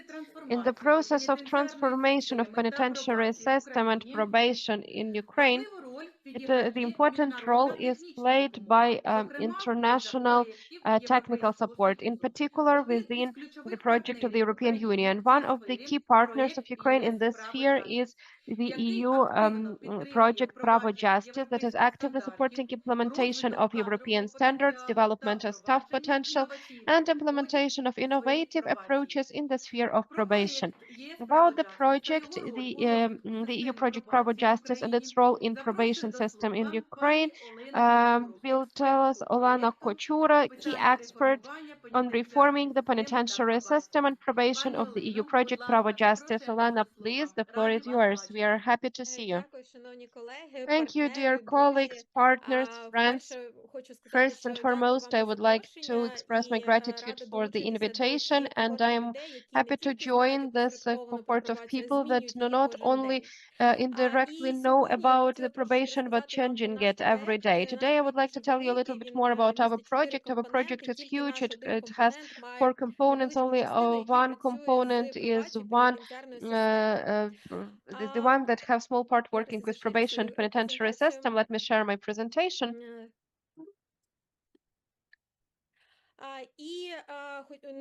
And I cannot fail but mention that what is the help of our project in the development of probation? Of course, it is a time prospect on that story that we were creating together. And if we are saying that probation in Ukraine started in 2015, then our cooperation was even before that, because experts of our project at that time, it was called a little bit differently. It was a EU project supporting reforms in the sphere of justice of Ukraine, and our experts already then joined that law that we have today and on which probation is working right now. And then if we look what how else our project was helping, then it is also laying foundations. And that's about training. Of course, we created new learning programs. These are new approaches, new principles that are very different from that infection that existed before. We also started working with the tools, and in 2017, actually pre-court probation started working, and our EU project helped in those tools that became the essence of such a speech. It is a shortened form and pre-trial speech. If to talk about the next period, it is 2018-2020, and it is more about development of the tools that were not available in the probation previously. In 2018, we adopted risk assessment that was developed by the expert of our international expert cooperation with representatives of State Institution Probation Center, and that is now being used as well. Also, in 2019, we started formation of volunteering network, and if it was in 2017-2018, it was up to 30 people, then now it's more than 830. Also in 2020, we have a unique tool for Ukraine, the first tool for Ukraine. This is the single register of detainees and inmates. As of now, it has more than 800,000 of the subject of probation, but it is an important tool that helps us simplifying the work of probation officers, and also gives us that sustainability and that opportunity to analyze. And if we talk about people, then of course we are talking about probation officers. And in 2020, experts of the project EU Pravo-Justice joined the development of the project of professional standards of probation officers, how they should look like, what skills and knowledge that they should obtain. In 2021-2023, this is actually development of the potential and mentorship in Ukraine for probation officers. And in 2021, together with our partners, Project Norlau, region Project Norlau, we managed to start mentorship in probation. It is the project that gave the opportunity to organize training for the first mentors in probation, and there are certain moments of mentors of probation that work and continue their mentorship activity up till now. In 2022, a HR strategy was adopted of probation officers, and it is not just a paper, it's just the whole roadmap for staff development on how this development should happen. And in 2023, we started implementation of this strategy, and the new Institute of Mentorship was launched. It's when active probation officers for a long period of time support new officers, provide them with guidance and practical advice on how to better perform tasks connected with probation. 2024, this year has become very significant for probation. First and foremost, it is because This time showed us, and the work with the register, and the time has passed, the beginning of the full-scale invasion showed us that these tools that we currently have require additional work. And in 2024, together with representatives of a state institution probation center, developed a unified risk assessment on defining risk of criminogenic re-offense and offense among inmates. And it shows that as of now, these two assessments, shortened and the full one, will be neutralized, and there will be a single assessment that will be used for during pre-trial process and during probation, and it will give this opportunity of consistency of defining those needs that are available in pre-trial process and how they can be transformed during probation. It will give the opportunity to get the story in more details of every client of probation. Also, if you're talking about the tools, then we created and we constantly update dashboards. Dashboards are being used while taking into account those data analytics and that database that we have from our register, and it helps us to demonstrate the quality of risk assessment and the presence of criminogenic needs. And it's not only about the sphere of probation, it is also about penitentiary system. So we see how we see the assessment, and we also see what criminogenic needs people have in probation and also in places of detention. It also influences those solutions concerning their rehabilitation and resocialization.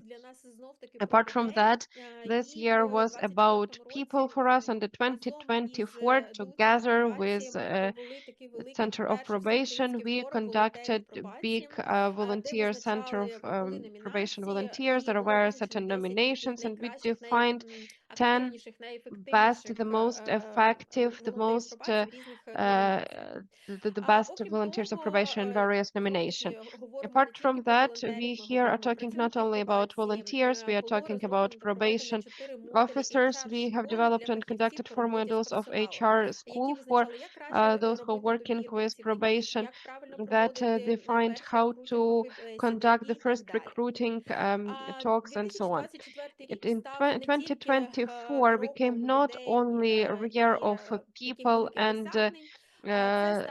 huge achievements, this is also good year for Ukraine in general, because we all know that we started negotiation process of EU accession, and of course probation is one of the key elements of justice, and of course the roadmap on a rule of law could not take into account such matters. Our chapter is 3.2, prevention of ill treatment in penitentiary system, and this probation is about there are 3 points, 3 measures about that. This is increasing effectiveness of using such methods, improvement of method, and also development of laws, introducing changes to the legislation concerning increasing salaries, and also taking into account professional activity of probation officers. And of course, the project of EU Pravo-Justice, we were taking active part in understanding how the probation is developing in Ukraine. Together with the State Institution Probation Center and the Ministry of Justice, we were preparing materials that were presented during negotiations. And of course, we will not stop here, and we will continue our work directed towards support of probation on its way to Euro integration. The point number 5 is improvement of method tools of resocialization.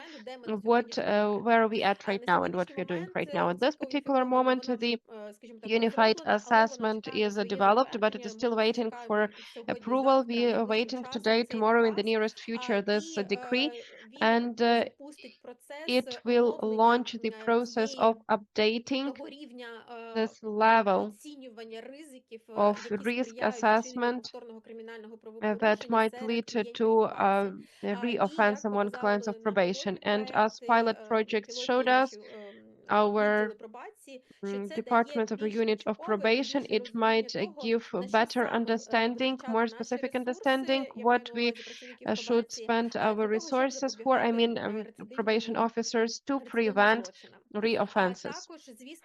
Also, of course, it is continuation of the process of digitalization. We will keep on improving these analytics that we currently have, these dashboards that we are working with, and because they prove their effectiveness, and also it gives us the opportunity to define that it's about transparency. Each officer, each manager, each chain understands what is where, and it gives us an understanding to understand where we are moving we move correctly in these directions. We're also conducting training of probation officers. Today, Olena has mentioned how important it is to increase the quality of those tools that are already well developed, and we are already working on probation programs. And we are now working on updating knowledge of those who are working with juveniles. It is important to mention here that probation also has its special measures, but apart from that, 3.6, justice friendly to a child, also it is important to work with juveniles, with minors. And this year we also launched such initiative as a School of Probation Managers. We are now working with more than 500 managers from various departments and sectors, and we give them the knowledge to create corporate structure, to define how certain conflicts can be solved in their departments. And apart from that, we also wanted to be not just managers, but to be effective leaders that lead their colleagues and help them in development. Also, after adopting the law on unified risk assessment, we are planning to conduct training for all employees. We have limited time allocated for that because assessment will come into force from the 1st of January 2026. And we and Center of Probation have this big challenge here, because we will need to train more than 3,000 representatives of probation to use this tool, so that in the future we also can get this quality data that we can use for research and for increasing effectiveness of probation in Ukraine in general. We also, Olena has already mentioned that it is one of the most important tools used by probation officers. Important tools is the motivational consultancy of clients in probation, the opportunity to cooperate with them on every stage on behavioral changes. And our project launched this amazing initiative as a training and training mentors and trainers, and in by cascade till the end of the year we will be able to perform all the events that we have in our plan of the strategy to the development of the penitentiary system. This is 30% of probation officers. Till the end of this year, they have to be taught this approach. And the next thing that I would like to mention is development and adoption of the law directed towards using European approach concerning remuneration of probation officers. What do we have right now? Our project has worked on the draft law on penitentiary system that comes to that is relevant for this event, because it defines that pressure that probation officers should face with and those standards that have to be implemented in probation. We have prepared the report on compliance of this draft law to European standards, European legislation, principles and practices that are being used among European countries. We have provided recommendations concerning concerning changes and amendments to this legislation to improve and to align these services to European standards. Also, we are active participants in expert council on development of legislation on penitentiary system and probation. And of course, I have to mention here the prospective directions in the probation in the future to align it even more to European standards, to bring it even closer to them and make it even better and effective. And of course, now we have several challenges, very difficult, serious challenges. First of all, they are connected with the beginning of the full-scale invasion. And Olena and other speakers today have already mentioned how important it is, so that in probation we have specialists on the sphere of psychology and social work, how important it is. As of now, we practically do not have such specialists in probation, and it would be good so that in the next periods when we are looking for new employees, we focus on the search of specialists in this sphere. The next is the development of social partnership with communities. Probation is a part of this communities, clients of probation a part of these communities. Probation cannot be an isolated chain, especially taking into account that every client of probation that remains free, remains with their families and keep on paying taxes and so on and so forth, they still remain active participants of this community, and community cannot turn a blind eye on them. And the service, such probation service can make such communities safer. And the next thing that today lots of NGOs, lots of partners and other partners of probation were reformatted their activity in other spheres. It is working with veterans, working with IDPs and other layers of society that might require support and help, and because of that the number of partnership has decreased, and now the probation can cover this either on their own or in cooperation with volunteers. And of course, because of that, we would recommend to activate this work with volunteers, to involve them, to look for such resources in communities. Of course, we cannot help but mention about digitalization. Many countries that we are communicating with, the partners, we see that the paper, working with paper, it's irrelevant. Lots of data is lost, and there is such paper cases may be ruined, damaged, and sometimes it's very difficult to find some kind of documents about probation officers. That's why it is extremely great that digitalization of processes and probation work get more and more into digital format and decrease paper cases. We are also talking about the fact that we need to update probation programs according to modern realia. Today, all the colleagues were talking about that fact that Ukraine is facing lots of challenges. It is working with collaborants, working with veterans. As of now, the probation has lots of probation programs, but of course they have to be reviewed, they have to be updated according to new research, to new layers of society that have become clients of probation. And also, we're talking about the implementation of justice friendly for a child. There is already existence the law draft about the justice friendly to a child. And it's not just a mediator, it is an active participant. And this very sphere will be still moving on. And we understand why, because by now probation has a pretty big amount of instruments and methods of work with the juvenile people. But one has to take into account that by now there is a big percentage of the lack of staff in probation that has directly to do with those conditions that we have right now. And also, if we take a look at the neighboring countries, at European countries, and who have a pretty well-developed post-penitentiary accommodation, and this is a pretty good possibility to say develop probation in the future and to favor the decline of the reoffending among those who are getting out of the prison. Because as the practice shows approximately 30% of those people convicted, they do the repetitive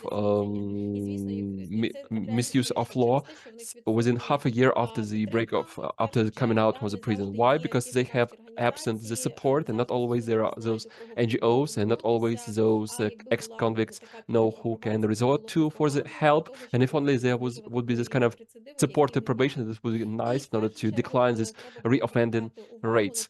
And first of all, one has to pay attention to that categories as juvenile, women, veterans, and so on.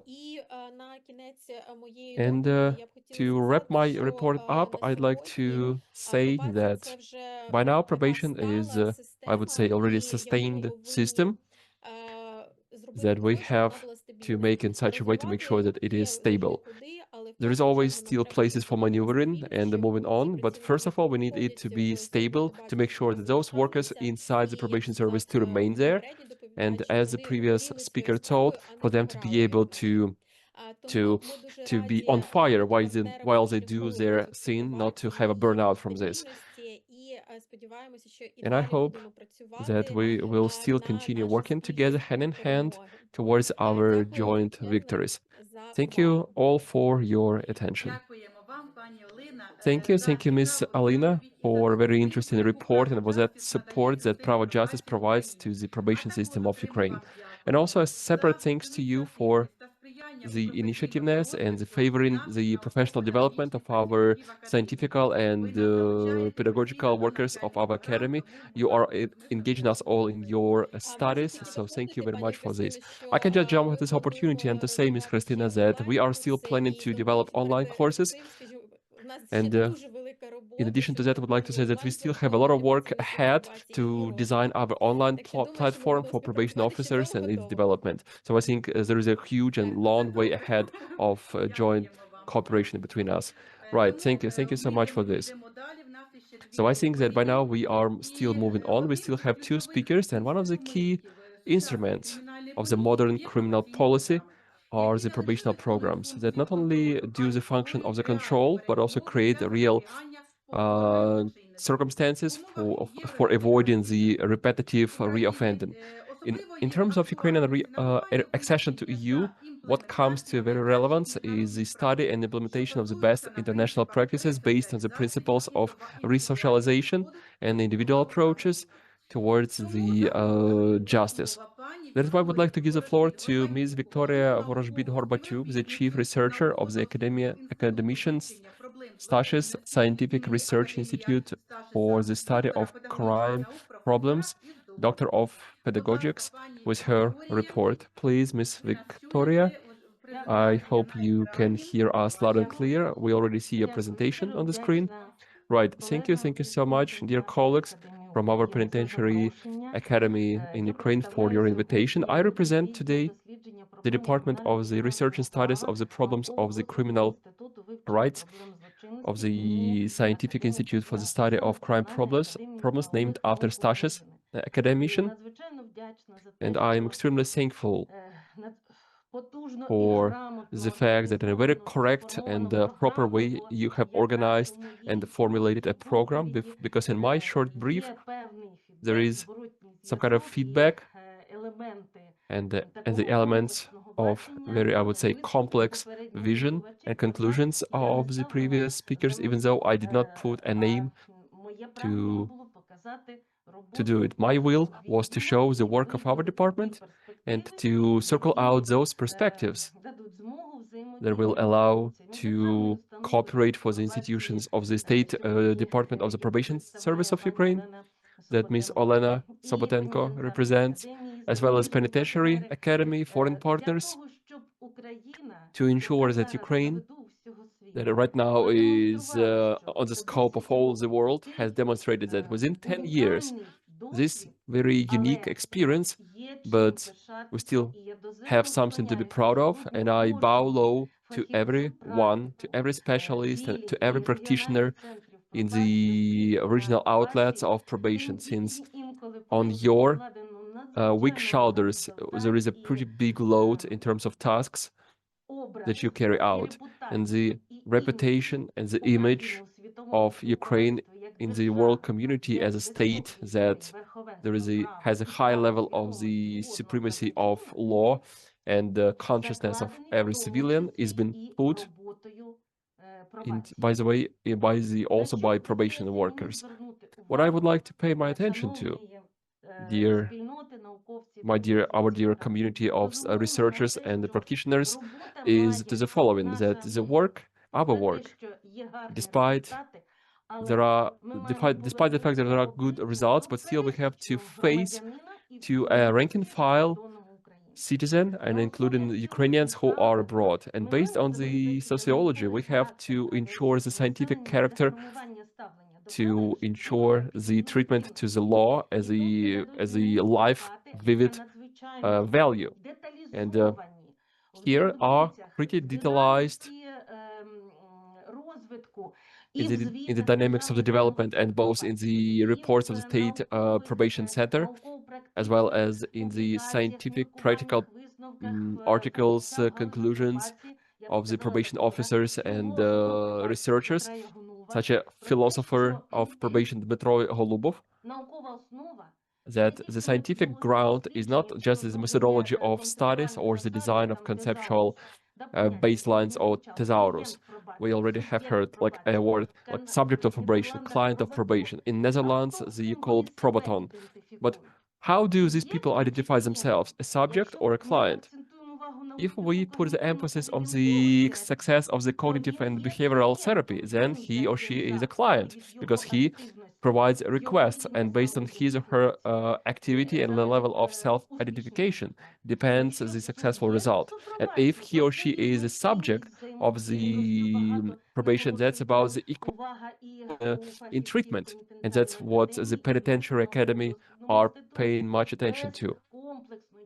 Without the complex, there is a multi-factor, multi-level cooperation, not only by psychological workers, not only by social workers, but also the pedagogical workers, educational workers, prof-orientologists, since I'm pretty much convinced that for the successful mentor of a probation, the communication and the treatment to prof-orientologist will help to step away from that tendency of burnout. And not to burn out, but be enlightened, to see the similarities in that profession that you chose and that you are implementing within your social mission, professional mission, educational mission, civilian mission, and personal mission of you as an identity. And this also covers the family, culture, and so on. And over here, this kind of discourse has been going around this.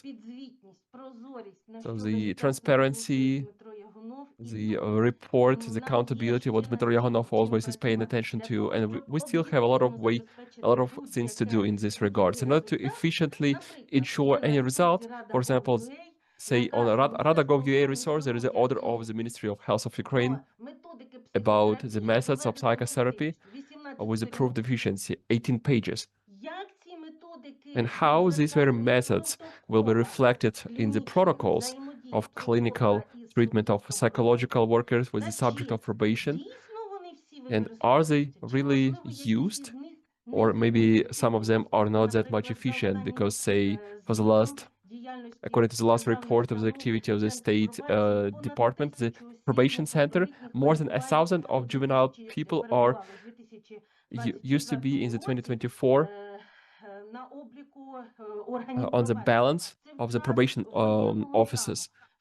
And this is during the wartime, and this is during the time when it is very much sensitive and pretty serious demographical situation, precisely in terms of juvenile people. And here I'd like to pay your attention to the moments that are formulated in the recommendations of the European Probation Federation. I would like to circle out 4 main levels. Individual level, what Olena KOCHURA said, that we are looking primarily to a person. And I will tell you this, look, 10 years of probation, and within 10 years, there was not changed any study literature, methodological provision for the profile void for the schools, and nor in the high educational establishments. And how is it depicted in their standards? No, it's not. And also the compatibility and the quality of the results of his or her work, meaning when a community accepts and sees and recognizes that, yes, this person is being cherished by a state, and there is a precise result of the efficiency of his or her work as a decline of the level of criminal activity in the area.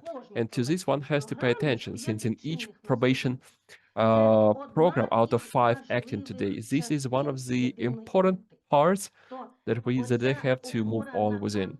So this reliability on anti-criminogenics, not only by the estimation of risks according to the identified categories of criminogenic needs, but if we are using the consequences of Canadian probation and conclusions of Canadian probation, we also pay attention to the individual, group, and the general social and instrumental levels.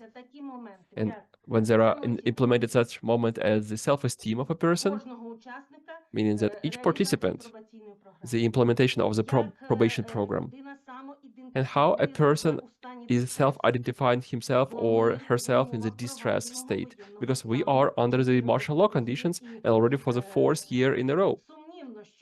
And I doubt that somebody out of us does not feel the impact on all the processes around it. Next one, the possibilities of a cognitive and the development of the cognitive abilities. So what is the attention being paid to in Netherlands and how is it in Ukraine? Is it paid attention to this or not? Does the officer of probation is one-to-one with the probation subject and has a real understanding of the cognitive abilities of the subject of probation? This still remains open. And in the blog of Dmitro Yagunov, there is a pretty sad conclusions and considerations in this regards. Next one is the physical state of the health, the level of the resource inputs.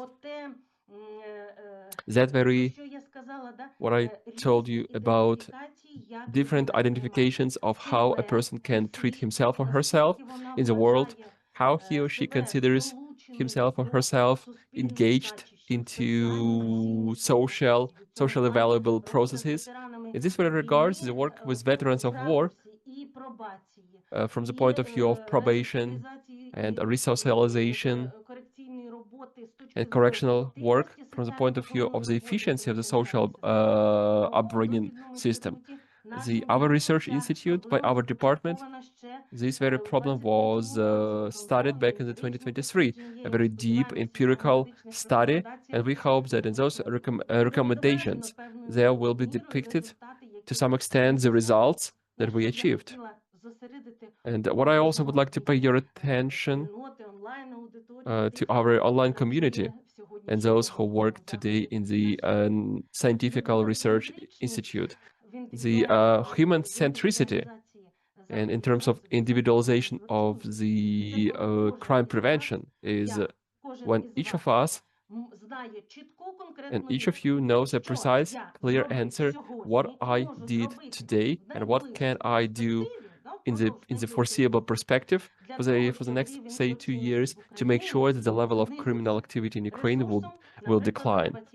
Within the, say, resources of the probational programs, to my view, to my point of view, the workers of the pedagogics field and the researchers in terms of criminology, I'm deeply convinced that each specialist on probation, it is important for them to know not only what instruments are there, but also to master the methods of them, because instruments, that's say a gadget.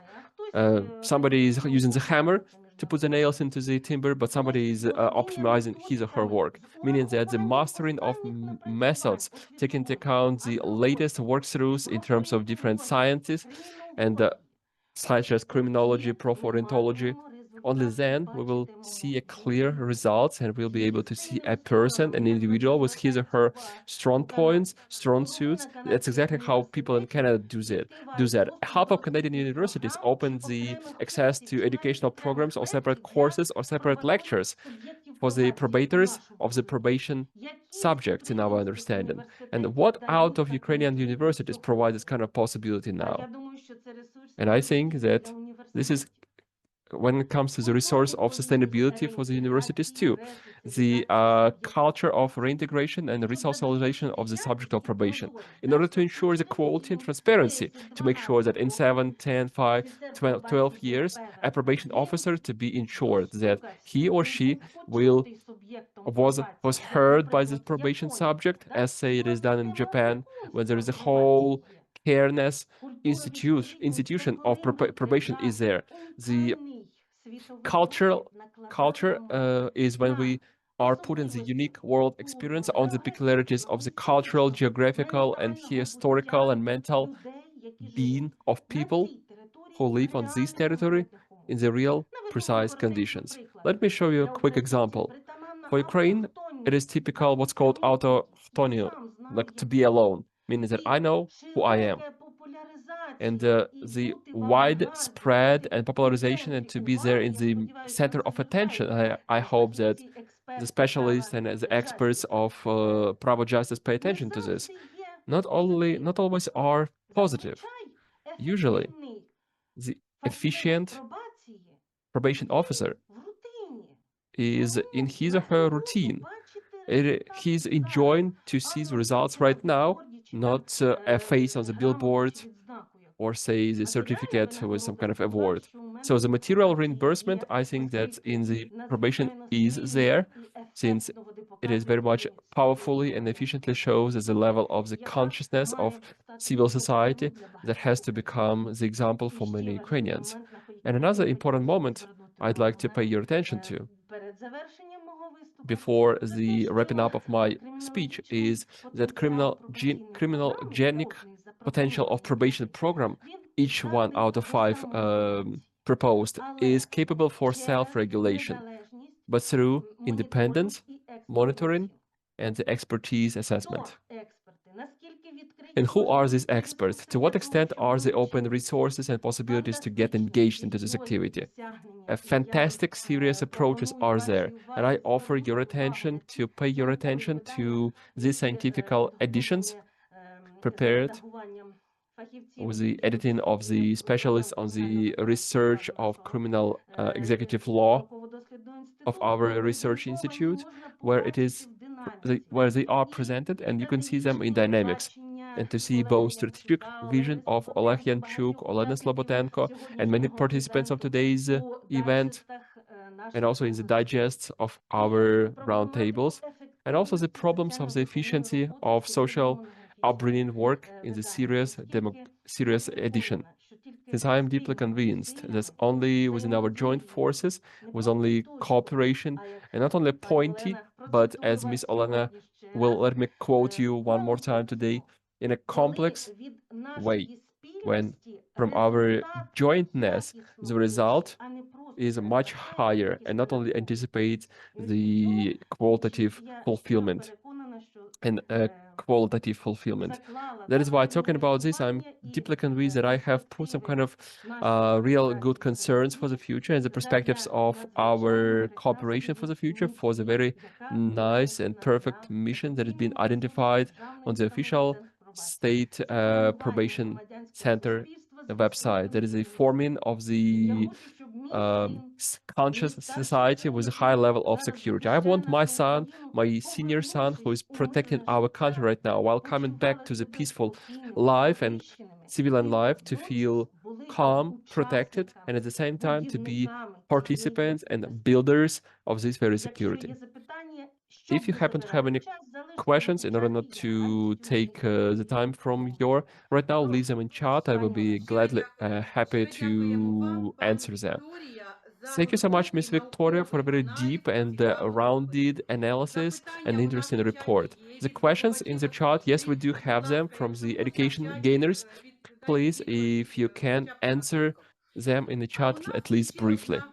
And we still have... Right, and we have the question from Miss Olena. I see your hand raised. Right, floor is yours. Right, I'd like to thank to Miss Victoria for a very important and interesting report and very much open engagement into probation issue.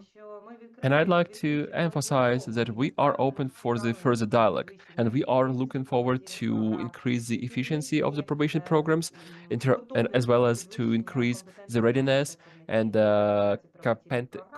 competence of our probation programs staff.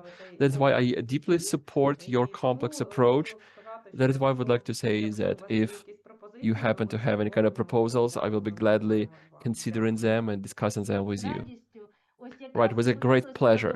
And I really wanted to demonstrate that perhaps it's not depicted on the resource of the State Probation Service of Ukraine, but the significant cooperation on the systematic level from the design of the purpose, design of the empirical studies, the support of its fulfillment by you, and is provided, and the whole world should know about that. Right, thank you. The biggest effect is when the theory is being joining the practices. Right, and I will give the answers to those questions in the chat. Right, and dear participants, to wrap up our meeting, allow me please to briefly circle out the key approaches that are being implemented in terms of increase of the professional competence of the workers of probation offices. Since the efficient probation is primarily has to do with the professional workers.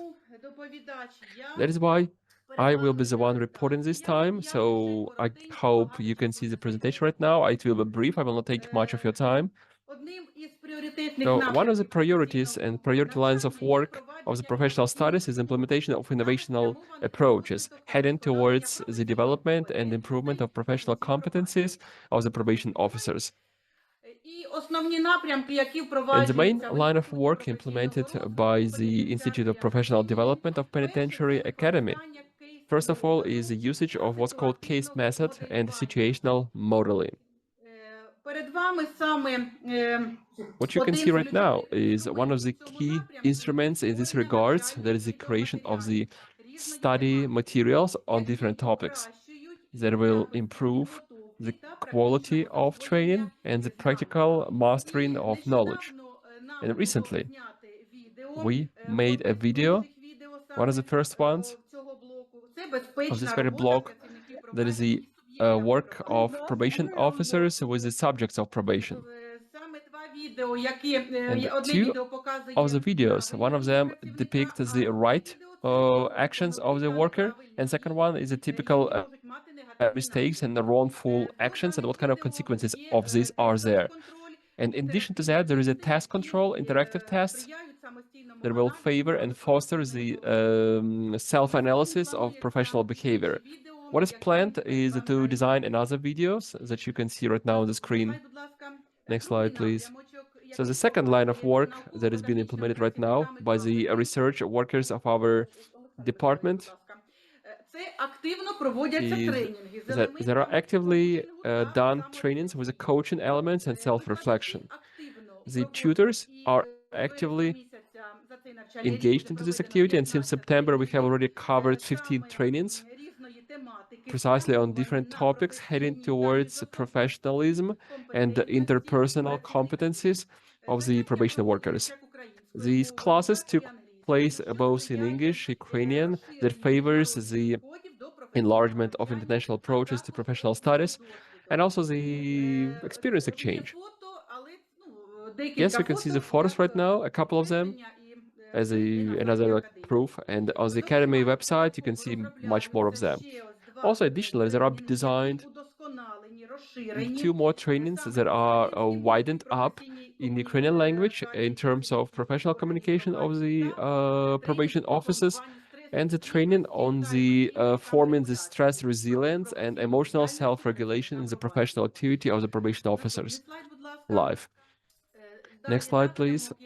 So next line of work is opening up the digging into language professional context. It is actively opened up such aspects as the improvement of the knowledge of design of the business documents, the formulating of the skills to correctly use a professional lexicon, and also design to develop the communicational competencies and conversation abilities. Oksana Leonidovna Gengerov is actively engaged into these very classes, into these very specialized classes on Ukrainian language and literacy. So this line of work opens up precisely the model that has been implemented in the Institute of Professional Development, that is, to be exact, the integrated practical coaching model, peer-to-peer model. This very approach is being built on the principles of cooperation, partnership, and self-teaching and peer teaching, where the teacher is not only as a lecturer, but also as a colleague who is ready to share the responsibility and his or her experience. On the photo, as you can see, are our teachers of our department, Serhii Volovanka and Oksana Gingira, who actively were engaged and participated in these programs according to probational program, and what became a very much cherishful example of the cooperation in a real life of working with the probation subjects. And Oksana Gingira, who provided practical consultations on the contemporary Ukrainian handwriting and business documentation. Next one, an important line of work of the Institute of Work is the design of digital training classes and the authorized designed courses, and one of them is completely uploaded. This is the specialized online course on the advanced training of probation officers that includes 4 modules. And additionally to each of the module, you can see training blocks. You can see on the website, on these slides. In addition to that, there are additional materials, presentations, tests, and interactive tests, video materials on each of these modules. A separate thanks to Mr. Dmitro Bokushev for the help during the editing and consultations. Also, it is designed the online courses with the teachers. That is the efficient presentation for a leader. That's a pretty new course that includes 9 modules, completely made out of the audio reckoning of each of them, tests after that. And all in all, this module will be uploaded on our website. So what was uploaded before that are another courses upon the development of the personal skills of the workers in terms of the probational programs development that will be still updated, as Ms. Olena Kochubra said about the risk assessment, and also the training of the curators of the probational programs that also will be uploaded to Moodle. And when the probation officers can have the open access to them and to gain appropriate knowledge. In addition to that, I'd like to say that scientific and pedagogical workers of our department are actively engaged into development of their professional competencies to be able to meet the demands of time, and are actively participating in the school of the probation leaders to which we were engaged. And right now they are going through the training and also into the training program for the workers of probation that is devoted to the topic of the work with the juvenile perpetrators. And this all started on the 6th of May this year. Great thanks to Ms. Olena Kochura for that. Now, dear listeners, I will not take much of your time since our time is limited. That is why, in brief, I'd like to say that we will still have possibility to meet together. We will still be able to get assembled and to discuss these important moments. And now, dear participants of our professional and scientific conferences, great thanks to each of you for your interest and for your active participation in the work of our platform number 1 work. Today, we had a possibility to hear about international and national experiences, to exchange the ideas, initiatives, and practices that can become the baseline for the new solutions, efficient changes, and the implementation of innovational approaches. At this work, the work of our platform number 1 comes to an end. I wish you all to have a very fruitful continuation of the conference, because we will still have the platform number 2 that will start at 14 according to this link. That is why I wish you all to have a new professional achievements. Thanks, and I guess I will see you in the future.